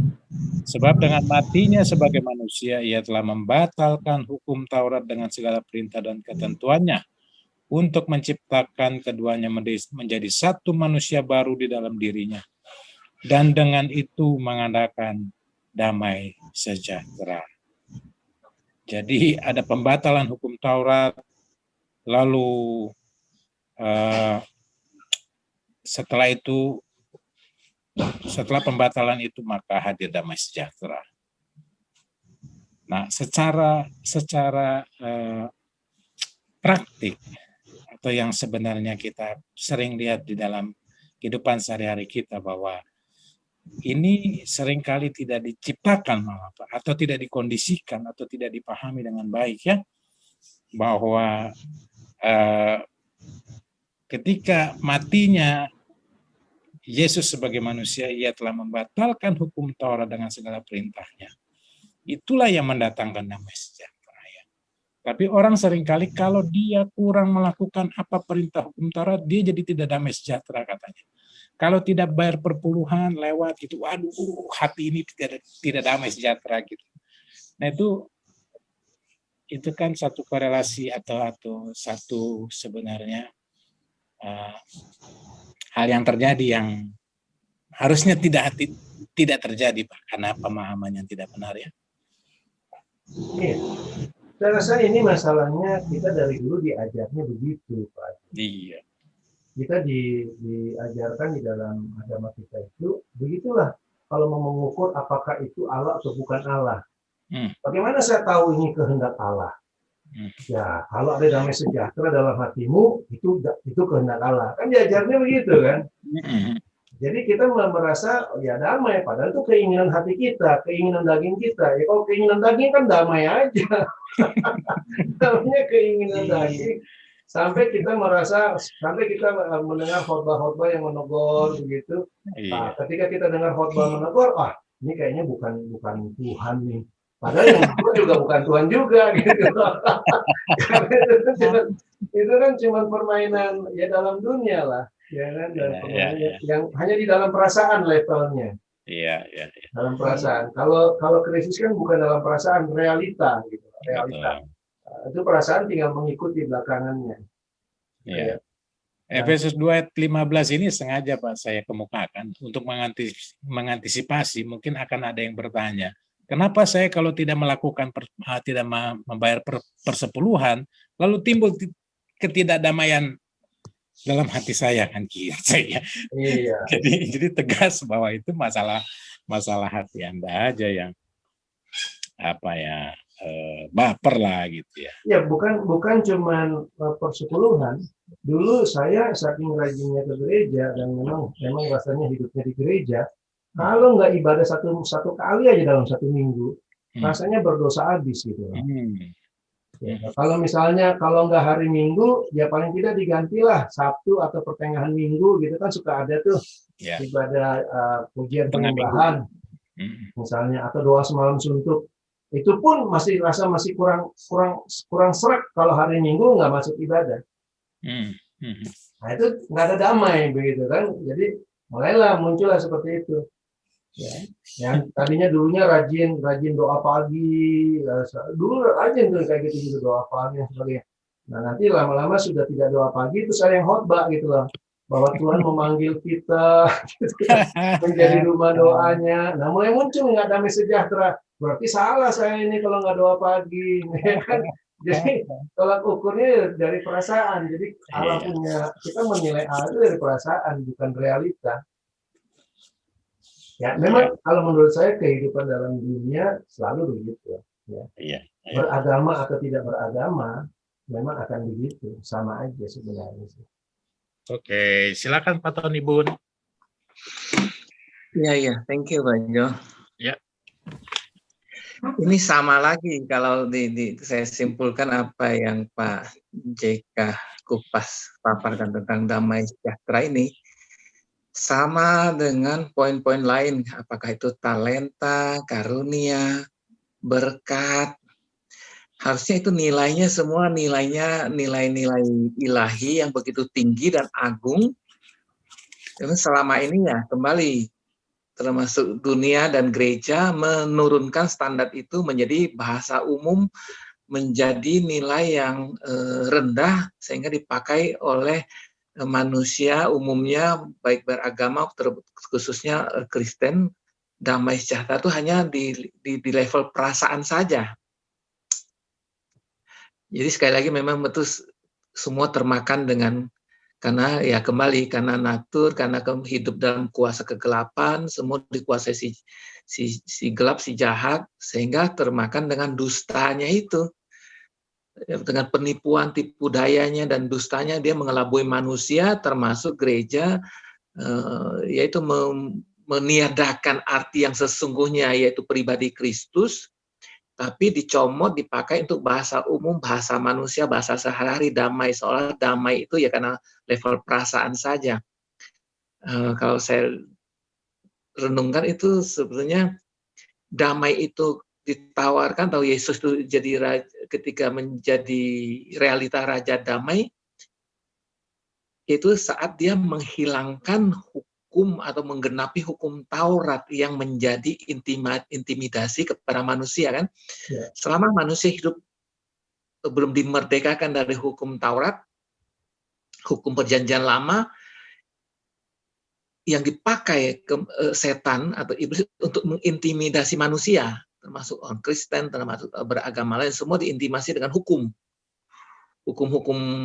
agama, hukum Allah khususnya, membuat manusia hidup dengan ketakutan. takut mati, takut masa depan hancur, nggak ada harapan. Manusia tidak ada harapan, ya ditutup betul-betul diintimidasi oleh roh ketakutan, kecemasan, kekhawatiran, apalah yang bisa dirasakan oleh dunia fisik itu, dirasakan oleh jiwa manusia yang belum dimerdekakan itu tadi, dimerdekakan dari hukum Taurat, hukum-hukum agama.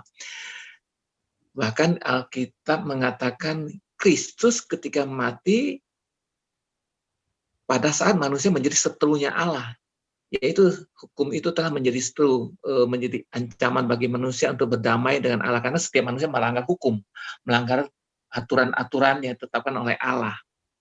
Nah, ketika Kristus di kayu salib, matinya Kristus menyelesaikan, menggenapi hukum Taurat itu, disitulah hukum itu tidak berlaku lagi di hadapan Allah terhadap manusia. Ya kan, disitulah damai sejahtera antara manusia diadakan di mata tentunya ya, di mata sang hakim yang agung itu. Hukum Taurat, hukum yang menuntut manusia selesai, tapi harus lewat kematian Kristus yang untuk menerima damai sejahtera itu, karena Kristus yang bayar harganya, Kristus yang dipertaruhkan, dikorbankan di situ. Itulah damai sejahtera manusia bisa terima kalau manusia itu betul-betul ngerti hukum Taurat, roh yang mengintimidasi, yang dipakai iblis untuk intimidasi manusia, diselesaikan Kristus. Tanpa mengerti karya Kristus di kayu salib, manusia itu tidak akan terima damai sejahtera yang Allah sediakan. Jadi betul-betul spesial bagi kita yang mengerti bagaimana karya salib itulah yang beruntung, yang terima damai sejahtera yang Tuhan tawarkan ini. Karena dalam damai sejahtera itu udah nggak ada penghukuman, karena barometer hukumnya kan udah nggak ada di mata Bapa Allah. Itu membuat manusia yang beruntung nikmatin damai sejahtera. Tapi bagi mereka yang tidak tahu karya Kristus, tetap tidak akan terima damai sejahtera ini. Mereka tetap diintimidasi oleh hukum-hukum yang berlaku atas mereka, hukum agama mereka, hukum Taurat, yang mereka masih merasa berlaku atas mereka karena tidak mengenal karya Kristus itu tadi. Jadi saya dapatkan bahwa damai sejahtera yang ditawarkan oleh Kristus ini bukan hanya karena level tenang gitu kan, damai sejahtera kan dengan hukuman, tidak ada ketakutan terhadap kematian, tidak ada lagi kecemasan, yang dimana berbeda dengan kehendak daging. Kalau roh kita betul-betul dimerdekakan dari hukum-hukum tadi, kita hidup dalam ketenangan yang damai sejahtera Kristus ini, secara fisik mungkin kita bisa melihat sesuatu terjadi loh. Kita kadang-kadang sering ada kejadian ini, masa depan ada kejadian ini, pemerintah lagi resesi lah, ekonomi resesi lah, mungkin usaha akan anjlok lah, uang akan hilang. Tapi kalau kita betul masuk dalam damai sejahtera, kayaknya yang damai sejahtera yang tawarkan ke daging nggak terlalu pengaruh lagi dengan suasana hati kita gitu. Makanya memang beda sekali damai sejahtera yang dunia tawarkan. Dunia tawarkan kan hanya sesaat, tergantung kondisi faktor luar gitu, faktor perasaan. Jadi kalau damai sejahtera yang kita terima dari Kristus sangat beda sekali. Memang dia dalam roh. Roh kita kuat, roh kita tenang, bebas dari hukum intimidasi dengan segala hal. Itu jauh di atas perasaan gitu kalau saya rasakannya gitu. Itu memang betul-betul yang sejati, damai sejati yang Kristus yang ada dalam Kristus, kita masuk dalam pribadi itu ya. Nah, memang kalau lihat dari versi dunia, Pak, kalau arti kata damai kan artinya ada perseteruan dulu, baru damai, perseteruan diselesaikan damai. Kalau takut kan beda ya, lawan katanya takut tenang gitu ya kan. Tapi kalau damai versi dunia ya kalau ada perseteruan damai. Tapi kalau damai yang dari Kristus itu berdamai dengan Allah beda. Hukumnya gitu, jadi kembali kepada hukum. Maka tadi saya ingat yang tadi pertanyaannya Pak Wijaya, Koko Wijaya itu, bagaimana itu kita seolah menginjak iblis, ternyata kembali kepada hukum. Karena itu menggambarkan sebelum kita masuk atau pindah dari hukum Taurat kepada hukum kasih karunia, nggak bisa nginjak iblis, karena hukum Taurat masih berlaku bagi orang belum dimerdekakan. Itu akan dipakai oleh iblis untuk mengintimidasi manusia tersebut. Maka dia nggak akan menang terhadap iblis. Tapi kalau pribadi itu sudah ciptaan baru, karena sudah dimerdekakan dari hukum Taurat, pindah kepada hukum kasih karunia, disitulah dalam Kristus dia bisa injak semua senjata iblis, menginjak kepala iblis, dan menginjak, istilahnya itu loh, hukum yang diteror oleh iblis itu bisa kita injak-injak itu. Saya rasa seperti itu apa yang saya tangkap dari paparan Pak Jaya. Thank you Pak John. Oke Pak. Mungkin Pak Vincent ada yang mau disampaikan Pak? Iya, sedikit aja catatan. Jadi sepakat ya bahwa ya damai sejahtera itu adalah sebuah perdamaian antara manusia daging melewati kematian, dikuburkan dan dibangkitkan oleh Kristus. Itu poin yang amat berharga. Dan bagi saya, lepas dari segala macam anasir-anasir keduniawian itu, jadi saya tadi merenungkan sedikit gitu ya, bahwa manusia daging kan, atau yang manusia di luar Kristus itu kan terintimidasi oleh seluruh unsur duniawi, apakah itu dari segi ekonomi, kesehatan, dari segi kehidupan seluruh aspek ya, keluarga, apapun itu.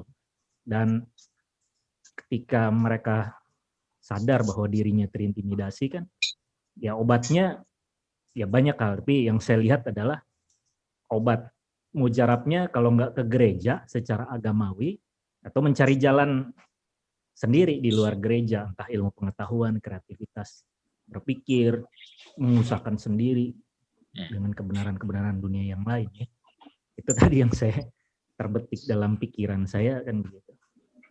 Padahal tidak melihat bahwa kalau di gereja yang tadi yang kita bahas, wah harus mematuhi, tadi Pak Tony pun juga bagus tuh, hukum-hukum atau seluruh aturan-aturan gereja, hukum-hukum yang diterapkan di gereja, yang diaplikasikan di gereja, hukum Taurat, di mana perpuluhan adalah salah satu bagian dari situ. Wah kalau nggak perpuluhan nggak tenang, nggak ke gereja nggak tenang rasanya. Dan semua itu jago itu. Perasaan kita semua yang dimainkan karena termakan oleh dusta-dustanya si iblis tadi, lewat baik oleh gereja atau agamawi ya, agama yang kita sudah bahas dulu itu, atau aspek lain yang di luar agamawi. Tapi kan semua itu semua di luar Kristus. Jadi saya rasa itu ketika menemukan bahwa dimerdekakan, lepas dari intimidasi unsur-unsur dunia, karena kematian, dikuburkan dan dibangkitkan Kristus, wah itu luar biasa. Karena lepas dari perbudakan itu, perbudakan unsur-unsur keduniawian, yang gereja atau non-gereja tadi, itu bagi saya, waduh, itu benar, itu luar biasa ya. Lepas dari, itu baru perasaan saya yang benar dibandingkan dulu perasaan saya di luar Kristus. Dulu kan sama, perasaan di luar Kristus itu ketika wah udah mau masuk Natal atau mau masuk Paskah, wah itu ada hal-hal yang perasaan tadi yang dimainkan, yang rasa mengharu biru, rasa wah tadilah kita bertemu Tuhan di hari-hari raya tertentu, padahal itu tipu semua. Tapi ketika memahami bahwa ketika mengambil keputusan untuk mati, dikuburkan dan bangkit bersama Kristus, dan berdamai dengan Allah, sehingga bisa berdamai dengan Allah. Wah itulah jawaban bagi saya, itulah damai sejahtera yang real, yang sejati. Itu aja sih, tadi saya cuma menambahkan, hanya membedakan saja antara yang di luar Kristus, menambahkan ya, dan yang damai yang sejati di dalam Kristus. Terbebas. Apalagi itu mengetahui bahwa kita terbebas dari, sudah ada perjanjian baru. Tidak diikat lagi. Semua hukum Taurat dibatalkan ya. Bagi saya yang sama seperti tadi ya yang disampaikan Pak JK yang aktif di gereja, melakukan semua urusan-urusan gerejawi. Wah, ketika tahu realita ini kan luar biasa. Saya bisa dibukakan, sementara ya tadi Pak Paladen tadi sempat menyinggung, yang lain kok nggak ngerti gitu kan. Nah, tapi lama-lama ya sudah, sekarang fokus pada bagaimana tadi Pak JK bilang bagus. Fokusnya adalah bagaimana kita berpikir hidup di dalam Kristus tadi dengan melihat realita-realita yang Kristus nyatakan kepada kita dalam kehidupan kita bersama Kristus. Nah, itu saya rasa poinnya Pak Joshua. Terima kasih banyak, Pak. Oke. Baik, terima kasih Pak Vincent. Pak Ardin. Ya, Pak Ardin silakan. Ya, ini cukup menarik. Saya membuat pernyataan dulu dan nanti ada pertanyaan sehubungan dengan penjelasan Pak Yahya. Saya bisa membuat pernyataan seperti ini.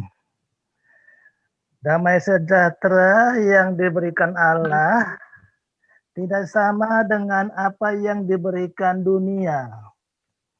Ini cukup menarik sehingga kita bisa istilahnya membedakan apa kata dunia, apa kata Kristus, atau kata Alkitab begitu. Lalu kalau misalnya damai sejahtera menurut dunia sering dihubungkan dengan Allah akan memberikan damai sejahtera itu kalau kita sudah berbuat A, B, dan C, dan seterusnya. Lalu Allah akan berikan damai sejahtera. Sedangkan menurut Alkitab atau menurut Kristus, damai sejahtera itu adalah bukan Allah memberikan, tapi Kristus itu sendiri gitu. Ini luar biasa nih. Jadi Kristus sendiri yang merupakan damai sejahtera gitu. Lalu setelah begitu,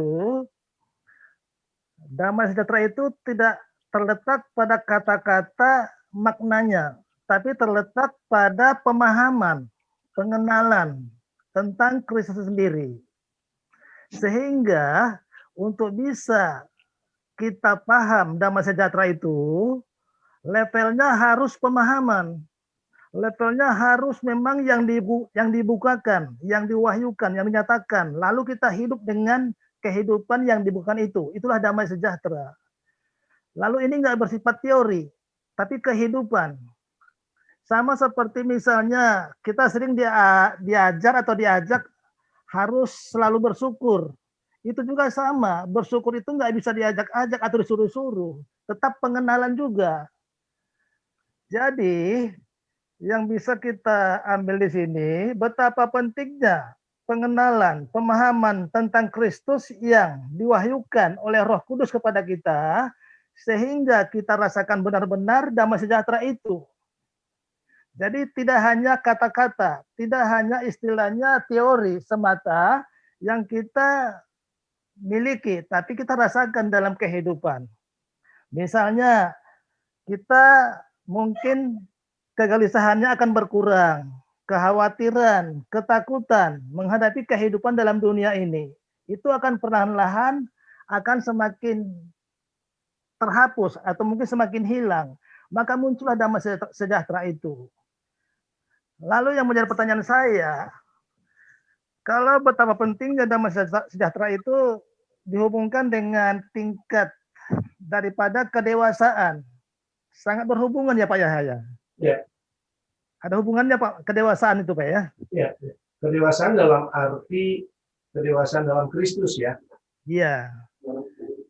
Oh begitu. Nah, itu saya menjadi ragu Pak. Jadi biasanya di sini bicara kedewasaan kan bicara pengenalan, bicara pemahaman, dan bicara juga tentang bagaimana Kristus itu menjadi kehidupan kita, seperti Rasul Paulus mengatakan hidupku bukan aku lagi, sehingga arahnya ke situ. Mungkin begitu Pak. Ya, ya betul. Oke, begitu aja mungkin. Terima kasih Pak Yahya, Pak JK. Terima kasih Pak Jo. Iya, baik. Terima kasih juga Pak Adri. Pak Odas mungkin ada yang mau disampaikan? Ya, sore Pak Jo, Pak JK. Ya, sore Ya, Pak. Kalau kita belajar bahwa Tuhan itu adalah Esa, Pak. Bukan tunggal ya, Pak ya. Esa itu adalah jamak. Tapi apakah jamak di sini bisa diartikan seperti dikatakan di sini karena dialah damai sejahtera kita. Jadi damai sejahtera adalah Yesus, ada juga hal yang lain adalah Yesus. Jadi jamak di sini bukan mengartikan dia sebagai seorang pribadi yang wujud manusia pada seperti 2000 tahun yang lalu, tetapi jamak di sini kita mengartikan seperti dia adanya, seperti damai sejahtera dan yang lainnya. Apakah begitu Pak Jika? Ya, terima kasih. Iya, benar seperti itu. Karena Allah itu kan bukan ciptaan. Iya. Jadi dia bukan ciptaan, tidak bisa dijabarkan oleh ciptaan dengan mengatakan Allah itu satu kayak batu aja begitu. Ya.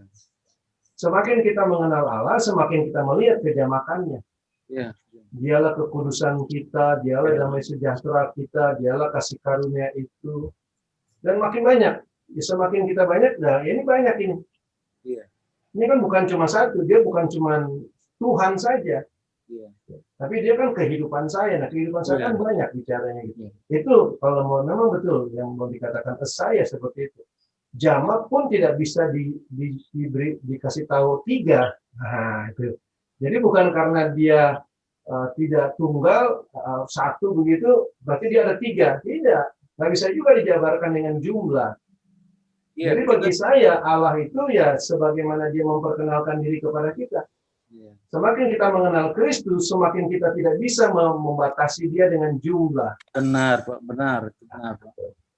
Jadi sekarang kita itu kan banyak dibatasi dengan sosok dia sebagai manusia pada seperti zaman 2000 tahun yang lalu gitu, Pak. Jadi agak melenceng kalau kita mengartikan dia sebagai damai sejahtera. Rupanya tidak seperti itu, bahwa jamak itulah yang diartikan dengan damai sejahtera, kebebasan kita, dia kekudusan kita, itulah yang dikatakan jamak itu Pak ya. Iya, keberadaan Allah.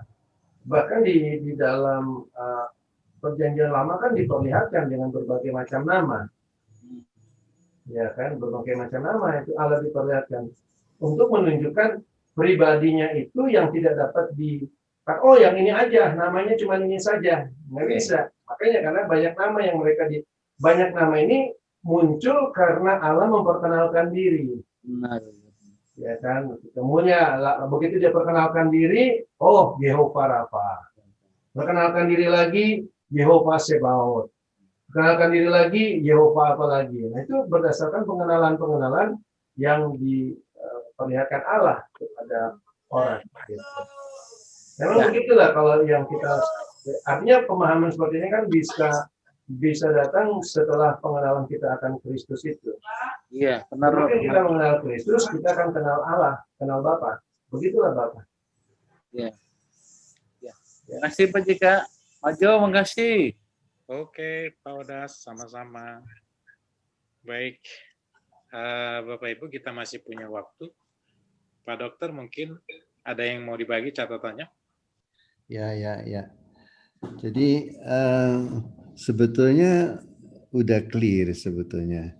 Jadi damai sejahtera itu kita manusia diperdamaikan dengan Allah, dengan Bapa di dalam Kristus. Jadi yang mengerjakan damai sejahtera itu pasti Kristus. Karena itu sudah ditentukan Allah dari awal sebelum dunia dijadikan. Kan? Kristuslah nanti sebagai penyelamat manusia itu. Nah, dan awalnya dijadikan gambaran-gambaran. Kalau kita lihat, kita kadang-kadang suka merasa belas kasihan ya ini orang kok nggak diselamatkan ya.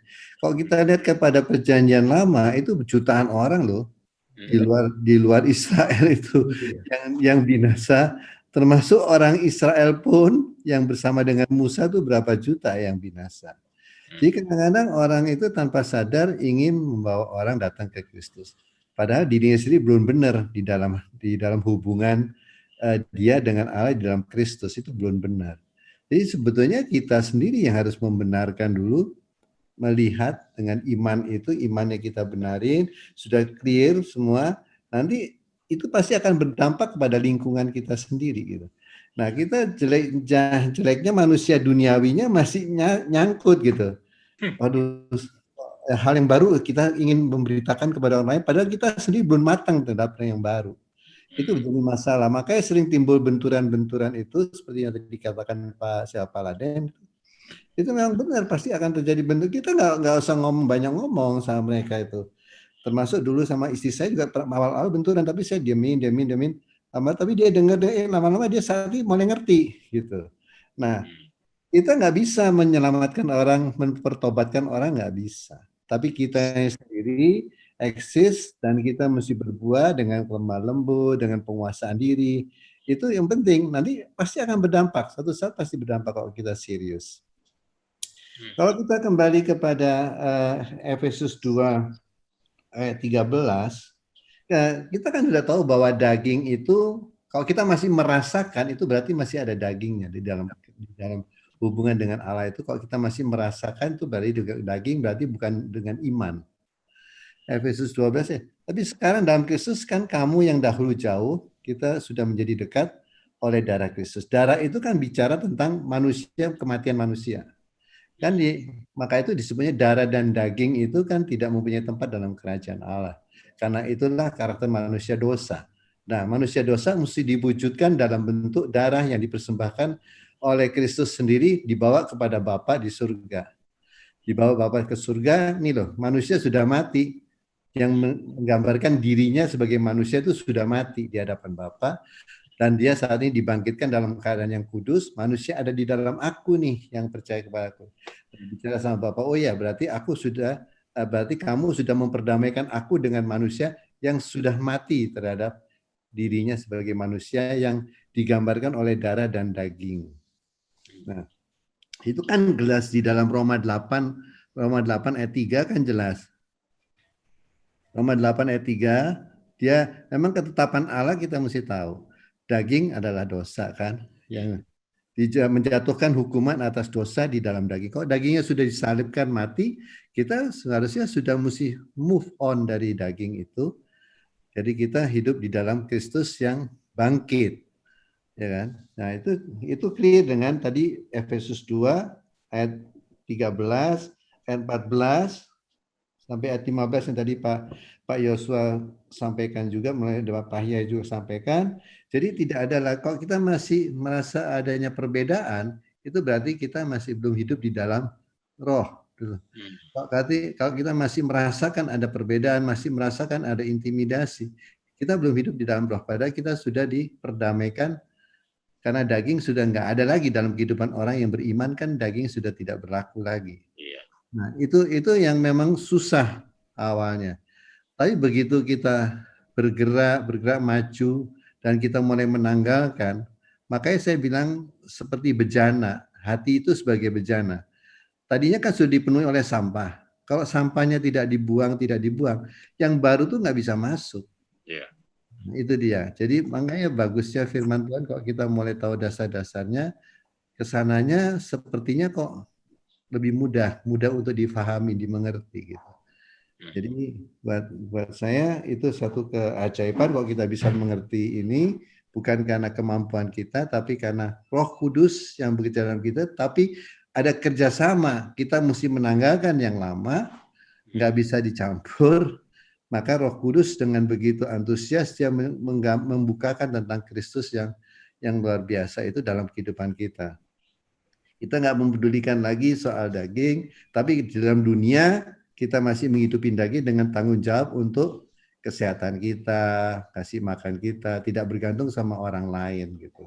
Tugas kita menanggalkan aja yang lama. Kita nggak bisa meminta yang baru, kalau kita nggak menanggalkan yang lama, yang baru nggak bisa masuk. Itu aja dari saya. Terima kasih Pak Yahya. Terima kasih. Thank you Dok. Boleh tanya Pak Jo? Silakan Pak. Terima kasih Pak Jo. Pak Yahya, saya menyimak dari beberapa pembicaraan terakhir, saya melihat ada satu environment hubungan dengan Allah atau ekosistem hubungan dengan Allah yang ada pada mula pertama ketika Adam dan Hawa belum jatuh ke dalam dosa. Nah, environment itu sekarang terbentuk di dalam roh. Dan environment itu atau ekosistem itu hanya terbentuk dari kematian Tuhan Yesus Kristus. Apakah pernyataan saya ini benar atau mungkin kurang? Terima kasih Pak Yeka.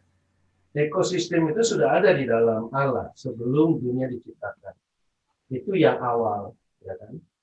Lalu kemudian dunia diciptakan itu kan cuma gambaran dari ekosistem yang sudah ada di dalam Allah.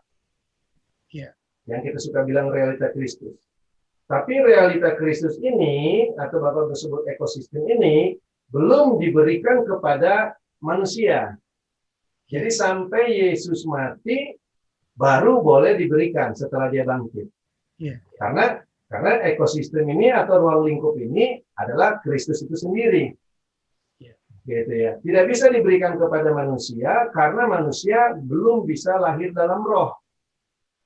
Jadi bukan manusia tidak bisa melihat, manusia bisa melihat kalau Allah perlihatkan. Seperti Abraham itu Allah perlihatkan. Tapi mereka belum bisa menikmati realitanya karena mereka belum bisa lahir dalam roh. Karena mereka harus dilahirkan dalam roh, tanda kutipnya, ketika Yesus sudah bangkit. Gitulah. Mereka menerima Roh Kudus untuk sama-sama tinggal di dalam realita itu, realita yang baru itu. Terima kasih Pak Yayan. Itu udah bagus ekosistem. Saya suka sebutnya itu ruang lingkup. Iya. Ruang lingkup atau apa ya? Ya ciptaan. Nah itu. Jadi ekosistem boleh, tapi ciptaan. Bumi itu gambaran daripada Kristus sebenarnya. Iya. Ya. Pak Jo, boleh ngomong Pak? Oh boleh Pak, silakan. Pak Yahya. Ya Pak. Ini clear banget mengenai damai sejahtera. Apakah bisa dihubungkan dengan Roma pasal 8 ya. ayat 37 sampai dengan ayat 39, Pak? Ya. Tidak ada yang bisa memisahkan kita dari kasih Allah, Pak. Tetapi dalam semuanya itu kita lebih daripada orang yang menang oleh Dia yang telah mengasihi kita. Sebab aku yakin baik maut maupun hidup, malaikat maupun pemerintah, baik yang ada sekarang maupun yang akan datang, atau kuasa-kuasa baik yang di atas maupun yang di bawah ataupun suatu makhluk lain tidak akan dapat memisahkan kita dari kasih Allah. Iya benar, kalau ini sih benar. Ini juga ada di dalam mereka yang suka membela sekali selamat tetap selamat. Allah kan begitu sangat mengasihi kita, Dia sangat protek kita. Bagaimana mungkin kita bisa hilang, begitu kan? Makanya mereka bilang nggak mungkin keselamatan itu hilang. Sementara kalau kita lihat ayat-ayatnya kan banyak sebenarnya. Sebenarnya yang hilang itu bukan keselamatan, kalau menurut saya.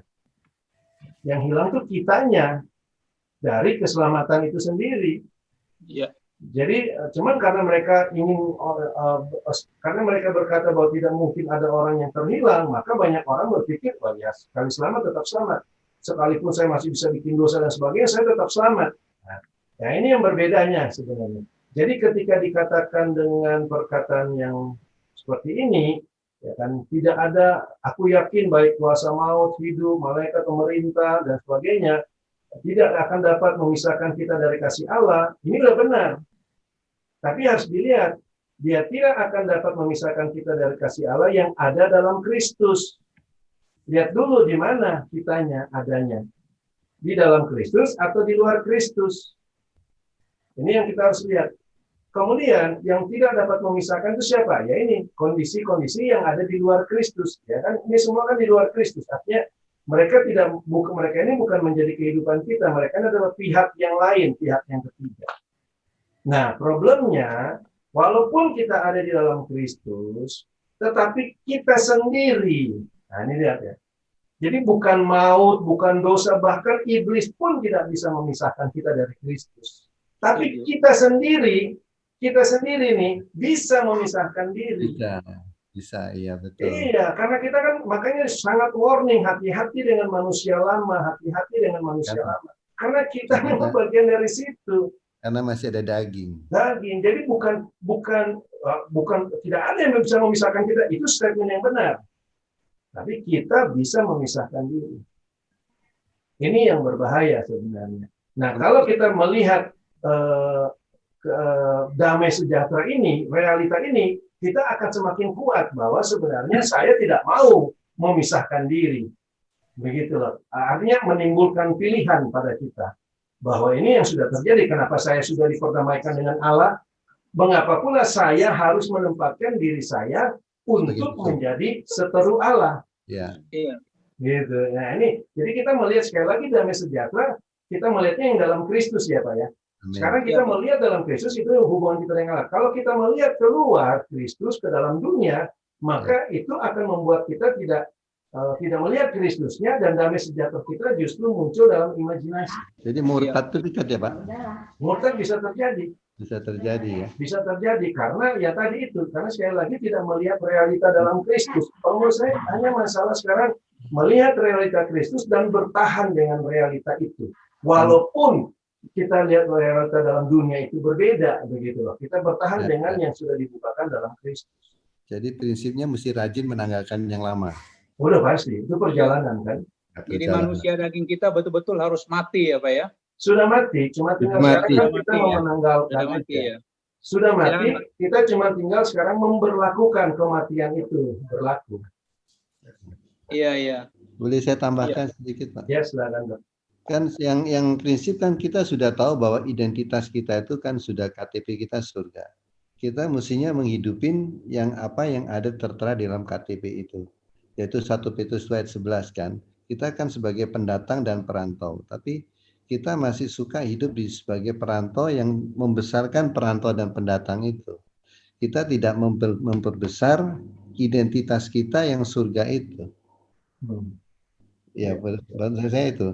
Jadi itu jadi masalah karena itu masih kesukaan manusia kan, mencari identitas saya ini Kristen, saya ini sudah melayani, saya ini sebagai orang Kristen ini sudah mengampuni, seperti itulah Pak. Nah, menurut saya sih identitas itu identitas dunia yang seolah dikemas sebagai seorang orang percaya gitu. Iya. Itu kebanggaannya ya. Nah itu dia, itu yang masih belum bisa hilang. Nah, kita balik lagi ke damai sejahtera. Filipi 4 ayat 7 di sini menegaskan bahwa damai sejahtera itu sumbernya dari Allah, bukan dari kreasi perasaan manusia. Damai sejahtera Allah yang melampaui segala akal akan memelihara hati dan pikiranmu dalam Kristus Yesus. King James mungkin lebih jelas, and the peace of God which pass all understanding shall keep your heart and mind through Christ Jesus. Nah, sumber ini yang mungkin seringkali, sumber damai sejahteranya ini yang seringkali gagal dipahami ya Pak JK ya, bahwa manusia pikir mereka bisa meng-create damai sejahteranya. Dengan berhasilnya usaha mereka damai sejahtera. Dengan sembuhnya mereka pikir itulah damai sejahtera. Dengan ini itu yang mereka rencanakan dan berhasil, itulah yang mereka pikir damai sejahtera. Tetapi Filipi 4 ayat 7 mengatakan peace of God, damai sejahtera ini yang dari Allah. Bagaimana kita bisa memahami ini lebih jauh lagi? Ayatnya bagus sekali. Dia mau kasih lihat bahwa yang pertama damai sejahtera Allah itu tidak masuk akal lah. Ya. Karena dia melampaui segala akal kan. Di kematian. Jadi tidak segala pengertian. Di sini pengertian. Jadi memang tidak bisa diolah dengan otak manusia yang bisa berkata 2 kali 2 sama dengan 4, lalu kita bisa menilai damai sejahtera Allah seperti itu. Karena memang sekali lagi beda natur. Nah, kalau kita bisa melihat damai sejahtera Allah yang sebenarnya itu, Kristus itu, maka kita tidak lagi mengaitkan damai sejahtera Allah itu dengan hal-hal daging. Kan? Kita melihatnya bahwa di dalam Tuhan itu saya sudah tidak lagi diperhitungkan sebagai manusia daging. Jadi apa hal-hal daging saya tidak dilihat oleh Allah. Yang dilihat Kristusnya. Sehingga bagi saya ya tentu saja akan ada kemerdekaan, ada rasa plong, ada rasa rest, tidak lagi dituduh sana sini, apa saja gitu. Tinggal saya berjalan dengan apa yang Tuhan perlihatkan. Nah, ini tentu saja bagus sekali nih kalau menurut saya. Kenapa dia muncul ke dalam ayat ke-7? Karena dia bahas di dalam ayat yang ke-6. Disinilah hal khawatir itu tidak perlu lagi kita pelihara begitu, ya kan? Tetapi apa yang kita kehendaki, segala keinginan kita itu kita nyatakan kepada Allah. Nah, ketika keinginan-keinginan kita itu kita nyatakan kepada Allah, maka Allah akan memperlihatkan kepada kita Kristus. Jawabannya. Dan itulah damai sejahtera Allah, gitu. Yang disampaikan pada kita, Pak. Ini yang disebut melampaui segala akal. Yang tidak dapat kita pikirkan pun itu akan diperlihatkan oleh Allah. Di sini sehingga lama-kelamaan kita hidup dengan model seperti ini, lama-kelamaan kekhawatiran itu hanya sebatas istilahnya apa ya? Ya sebatas daging kita tahunya. Batas daging yang saya lihat ya. Jadi selama kita masih melayani daging, maka khawatir itu akan muncul. Tapi selama kita sudah mulai bagaimana terpisah dari daging, kekhawatiran ini tidak akan muncul. Karena kita sudah semakin fokus kepada damai sejahtera Allah ini. Dan memang sumbernya datang dari Allah. Sumbernya pasti dari Allah ya.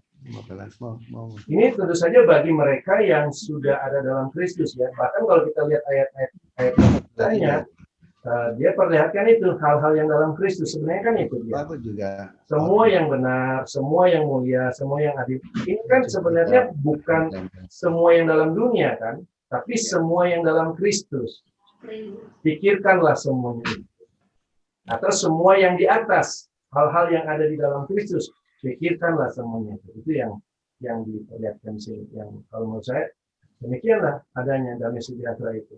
Damai sejahtera Allah itu sekali lagi tidak sesuai dengan akal manusia. Ya, ya silakan Pak Agustinus. Ya, Pak JK, Pak Yosua, terima kasih buat pengungkapan yang baru ini, penyingkapan yang baru ini. Karena memang menurut saya ini memang luar biasa ya, karena apa yang kita dapat selama ini tuh sangat keliru gitu. Jadi kalau kita di gereja itu selalu mengatakan begini, damai sejahtera itu hanya faktor psikologis aja. Jadi misalnya ada khotbah pendeta bercerita kalau dia lagi naik pesawat, tiba-tiba pesawatnya turbulence gitu, dan hatinya gelisah, lalu dia menyanyikan puji-pujian, tiba-tiba damai sejahtera, hatinya tenang. Jadi ya Kristus hanya soal perasaan aja, psikologis dia. Dan itu juga yang dikritik oleh banyak pemikir-pemikir dunia itu, bahwa agama hanya jadi candu untuk meninabobok, memberikan orang damai sejahtera, perasaan damai, tenang, hanya sekedar itu. Tapi ternyata Pak JK mengatakan bahwa damai sejahtera itu sesuatu yang lain sekali yang diajarkan oleh agama atau oleh gereja itu, yaitu bahwa kita yang dulu adalah seteru Allah karena natur kita yang adalah daging itu telah diperdamaikan dengan Tuhan, dengan Allah itu. Mempunyai damai sejahtera dengan Allah karena natur kita yang berubah menjadi natur Kristus. Ini pemahaman yang baru, yang luar biasa yang kita dapat sore ini, Pak. Kira-kira itu aja, Pak, yang saya dapat. Terima kasih, Pak. Baik, Pak Gusti. Kemudian Pak Aryadi, ada yang mau disampaikan atau Pak Daniel? Oh iya, Pak. Thank you, Pak. Ya. Jadi sebenarnya sudah terjawab, Pak, mengenai damai sejahtera di sini. Di 1 Korintus 14 ayat 33, sebab Allah tidak menghendaki kekacauan tetapi damai sejahtera. Tetapi pada kenyataannya sewaktu kita hidup di hidup menurut roh itu sendiri, bahwa kekacauan itu tetap ada. Kekacauan itu dalam arti pemahaman kita yang kadang kita terbentur situasi yang harus kita sampaikan kepada seseorang dan itu membuat konflik seperti itu. Jadi yang saya lihat di sini adalah kekacauan di dalam daging, bukan berarti kita kalau sudah di dalam Tuhan tidak berarti harus mulus-mulus semua, tetapi tetap ada kekacauan itu, tetapi hidup kita sudah tidak di dalam daging itu. Mungkin itu, Pak. Thank you, Pak. Oke. Baik, kita bisa dengarkan konklusi dari Pak Yahya, silakan. Iya, jadi dari apa yang sudah kita diskusikan tadi, maka kita bisa melihat adanya perbedaan yang sangat mendasar sekali ya. Perbedaan yang berbeda sekali dengan yang kita biasa terima, yang kita biasa dapatkan. Ternyata hal-hal yang dibicarakan oleh Yesus dan para rasulnya, ketika mereka berbicara tentang damai sejahtera ini, mereka tidak berbicara tentang damai sejahtera yang berasal dari dunia. Karena sekali lagi yang kita harus lihat tadi, sumber damai sejahtera itu Allah, bukan dunia. Maka Yesus katakan, damai sejahtera yang kuberikan kepadamu tidak sama dengan apa yang diberikan oleh dunia. Nah, ini berbicara sumber. Karena yang diberikan oleh dunia, sumbernya dunia. Diberikan oleh dunia, sumbernya kedagingan. Sementara yang diberikan oleh Allah itu roh, itu Kristus. Jadi karena ini ada permasalahan sumber, maka tentu saja ini berbicara tentang natur. Dan kalau ini berbicara tentang natur, maka berbicara hal-hal yang berbeda, yang tidak mungkin sama. Karena kalau sama, berarti naturnya sama. Nah, karena hal berbeda, tentu saja kita harus mencari tahu bagaimana damai sejahtera itu. Ternyata kita sudah melihat bahwa damai sejahtera yang dalam Kristus itu adalah suatu realita. Realita yang telah Allah kerjakan, yang telah Yesus kerjakan. Yang tidak lagi perlu kita pertanyakan, tinggal kita menikmati realita itu. Bahwa melalui kematiannya lah, ya kan, dia memperdamaikan semuanya. Dia memperdamaikan kita pun dengan Allah. Karena kita tidak lagi bermusuhan dengan Allah. Kita tidak perlu lagi klaim-klaim janjinya Allah. Karena tidak perlu kita klaim, karena Allah memang tidak pernah tidak menepati janjinya. Ya, kan? Jadi pemikiran-pemikiran yang selama ini terbentuk dalam pikiran kita karena adanya semacam keterpisahan antara kita dengan Allah tidak ada lagi di dalam Kristus. Karena sudah ada damai sejahtera. Nah, kondisi atau realita yang seperti inilah yang menjadi realita kehidupan kita, kemanapun kita pergi. Kondisi dan realita seperti inilah yang sebenarnya yang harusnya kita beritakan kepada saudara-saudara, ke teman-teman kita. Itulah yang dikatakan dengan memberitakan damai sejahtera. Sekali lagi, memberitakan damai sejahtera bukan membuat orang mendapatkan damai dalam hatinya menurut orang itu. Tetapi memberitakan realita Kristus yang sudah mati, sudah dikuburkan, bangkit, dan menghadirkan kedamaian itu. Nah, dari sini kita bisa melihat bahwa di dalam Kristus pun kita bisa hidup dalam realita itu. Namun tentu saja kita bisa melihat juga adanya hal kenapa begitu banyak orang tidak bisa melihat realita Kristus itu. Karena sebenarnya satu hal yang membuat orang tidak melihatnya itu adalah karena orang itu memikirkannya menurut daging. Karena jelas sekali di dalam Roma 8 itu kan bahwa keinginan daging, hal-hal daging, pikiran-pikiran daging, coba kita lihat sekali lagi. Jadi bukan hanya keinginan ya, tetapi pikiran daging sendiri. Mereka yang hidup menurut daging, memikirkan hal-hal yang dari daging. Menurut daging artinya sumbernya. Sumber kehidupan dia itu menurut konsep-konsep daging. Itu pasti akan memikirkan hal-hal yang dari daging. Sementara mereka yang hidup menurut roh, memikirkan hal-hal yang ada di dalam Kristus. Realita-realita Kristus, memikirkan hal-hal yang dari roh. Dan kita bisa tahu bahwa keinginan daging adalah maut, keinginan roh, nah ini dia, adalah hidup dan damai sejahtera. Realita kehidupan, realita di dalam kebangkitan Kristus. Kenapa keinginan daging itu maut? Karena keinginan daging adalah perseteruan dengan Allah. Dan dia tidak takluk kepada hukum Allah, hal ini tidak mungkin baginya. Itu sebabnya tadi dikatakan apakah bisa gereja menyadari hal-hal yang dalam Kristus? Pasti tidak. Karena itu sudah merupakan hal-hal yang pikiran daging yang mereka hadirkan di dalam semua tata ibadah atau konsep-konsep mereka berpikir tentang Kristus. Saya rasa apa yang sudah kita bisa lihat hari ini cukup bagus ya. Bahkan saya ingin coba menutupinya dengan satu ayat di dalam Roma 14 ya, ayatnya yang ke-17. Sebab kerajaan Allah bukanlah soal makanan dan minuman, tetapi soal kebenaran, damai sejahtera. Nah, ini realita-realitanya. Realita-realita dalam Kristus ini, kerajaan Allah, itu bukan soal kebenaran, bukan soal makanan minuman, tapi damai sejahtera. Nah, apa hubungannya dengan damai sejahtera? Kalau kita melihat damai sejahtera atau realita Kristus itu, kerajaan Allah itu, maka tentu saja tidak akan ada rasa khawatir. Makanya Yesus katakan, jangan kamu khawatir akan apa yang akan kamu pakai, akan yang kamu makan. Ini berbicara pikiran. Kalau pikiran kita hanya tertuju kepada hal-hal itu, ya, menjadi fokusnya ke situ, maka muncul kekhawatiran. Dan kita tidak bisa melihat damai sejahtera. Dan kita tidak bisa melihat kerajaan Allah. Nah, Yesus katakan jangan kamu khawatir apa yang akan kamu makan, apa yang kamu pakai, tapi carilah dahulu kerajaan Allah. Nah, ini berbicara. Karena kerajaan Allah itu damai sejahtera. Kalau ada damai sejahtera, kalau kita menemukan kerajaan Allah, kalau kita melihat realita Kristus dalam pemerintahan Allah itu, maka tentu saja kekhawatiran-kekhawatiran kita itu tidak akan ada. Jadi ini sekali lagi, bagaimana yang sering kita bahas, inilah bicara realita Kristus ya, di dalam ini kita sudah dibukakan. Terima kasih Pak Jo, Bapak Ibu sekalian, terima kasih. Terima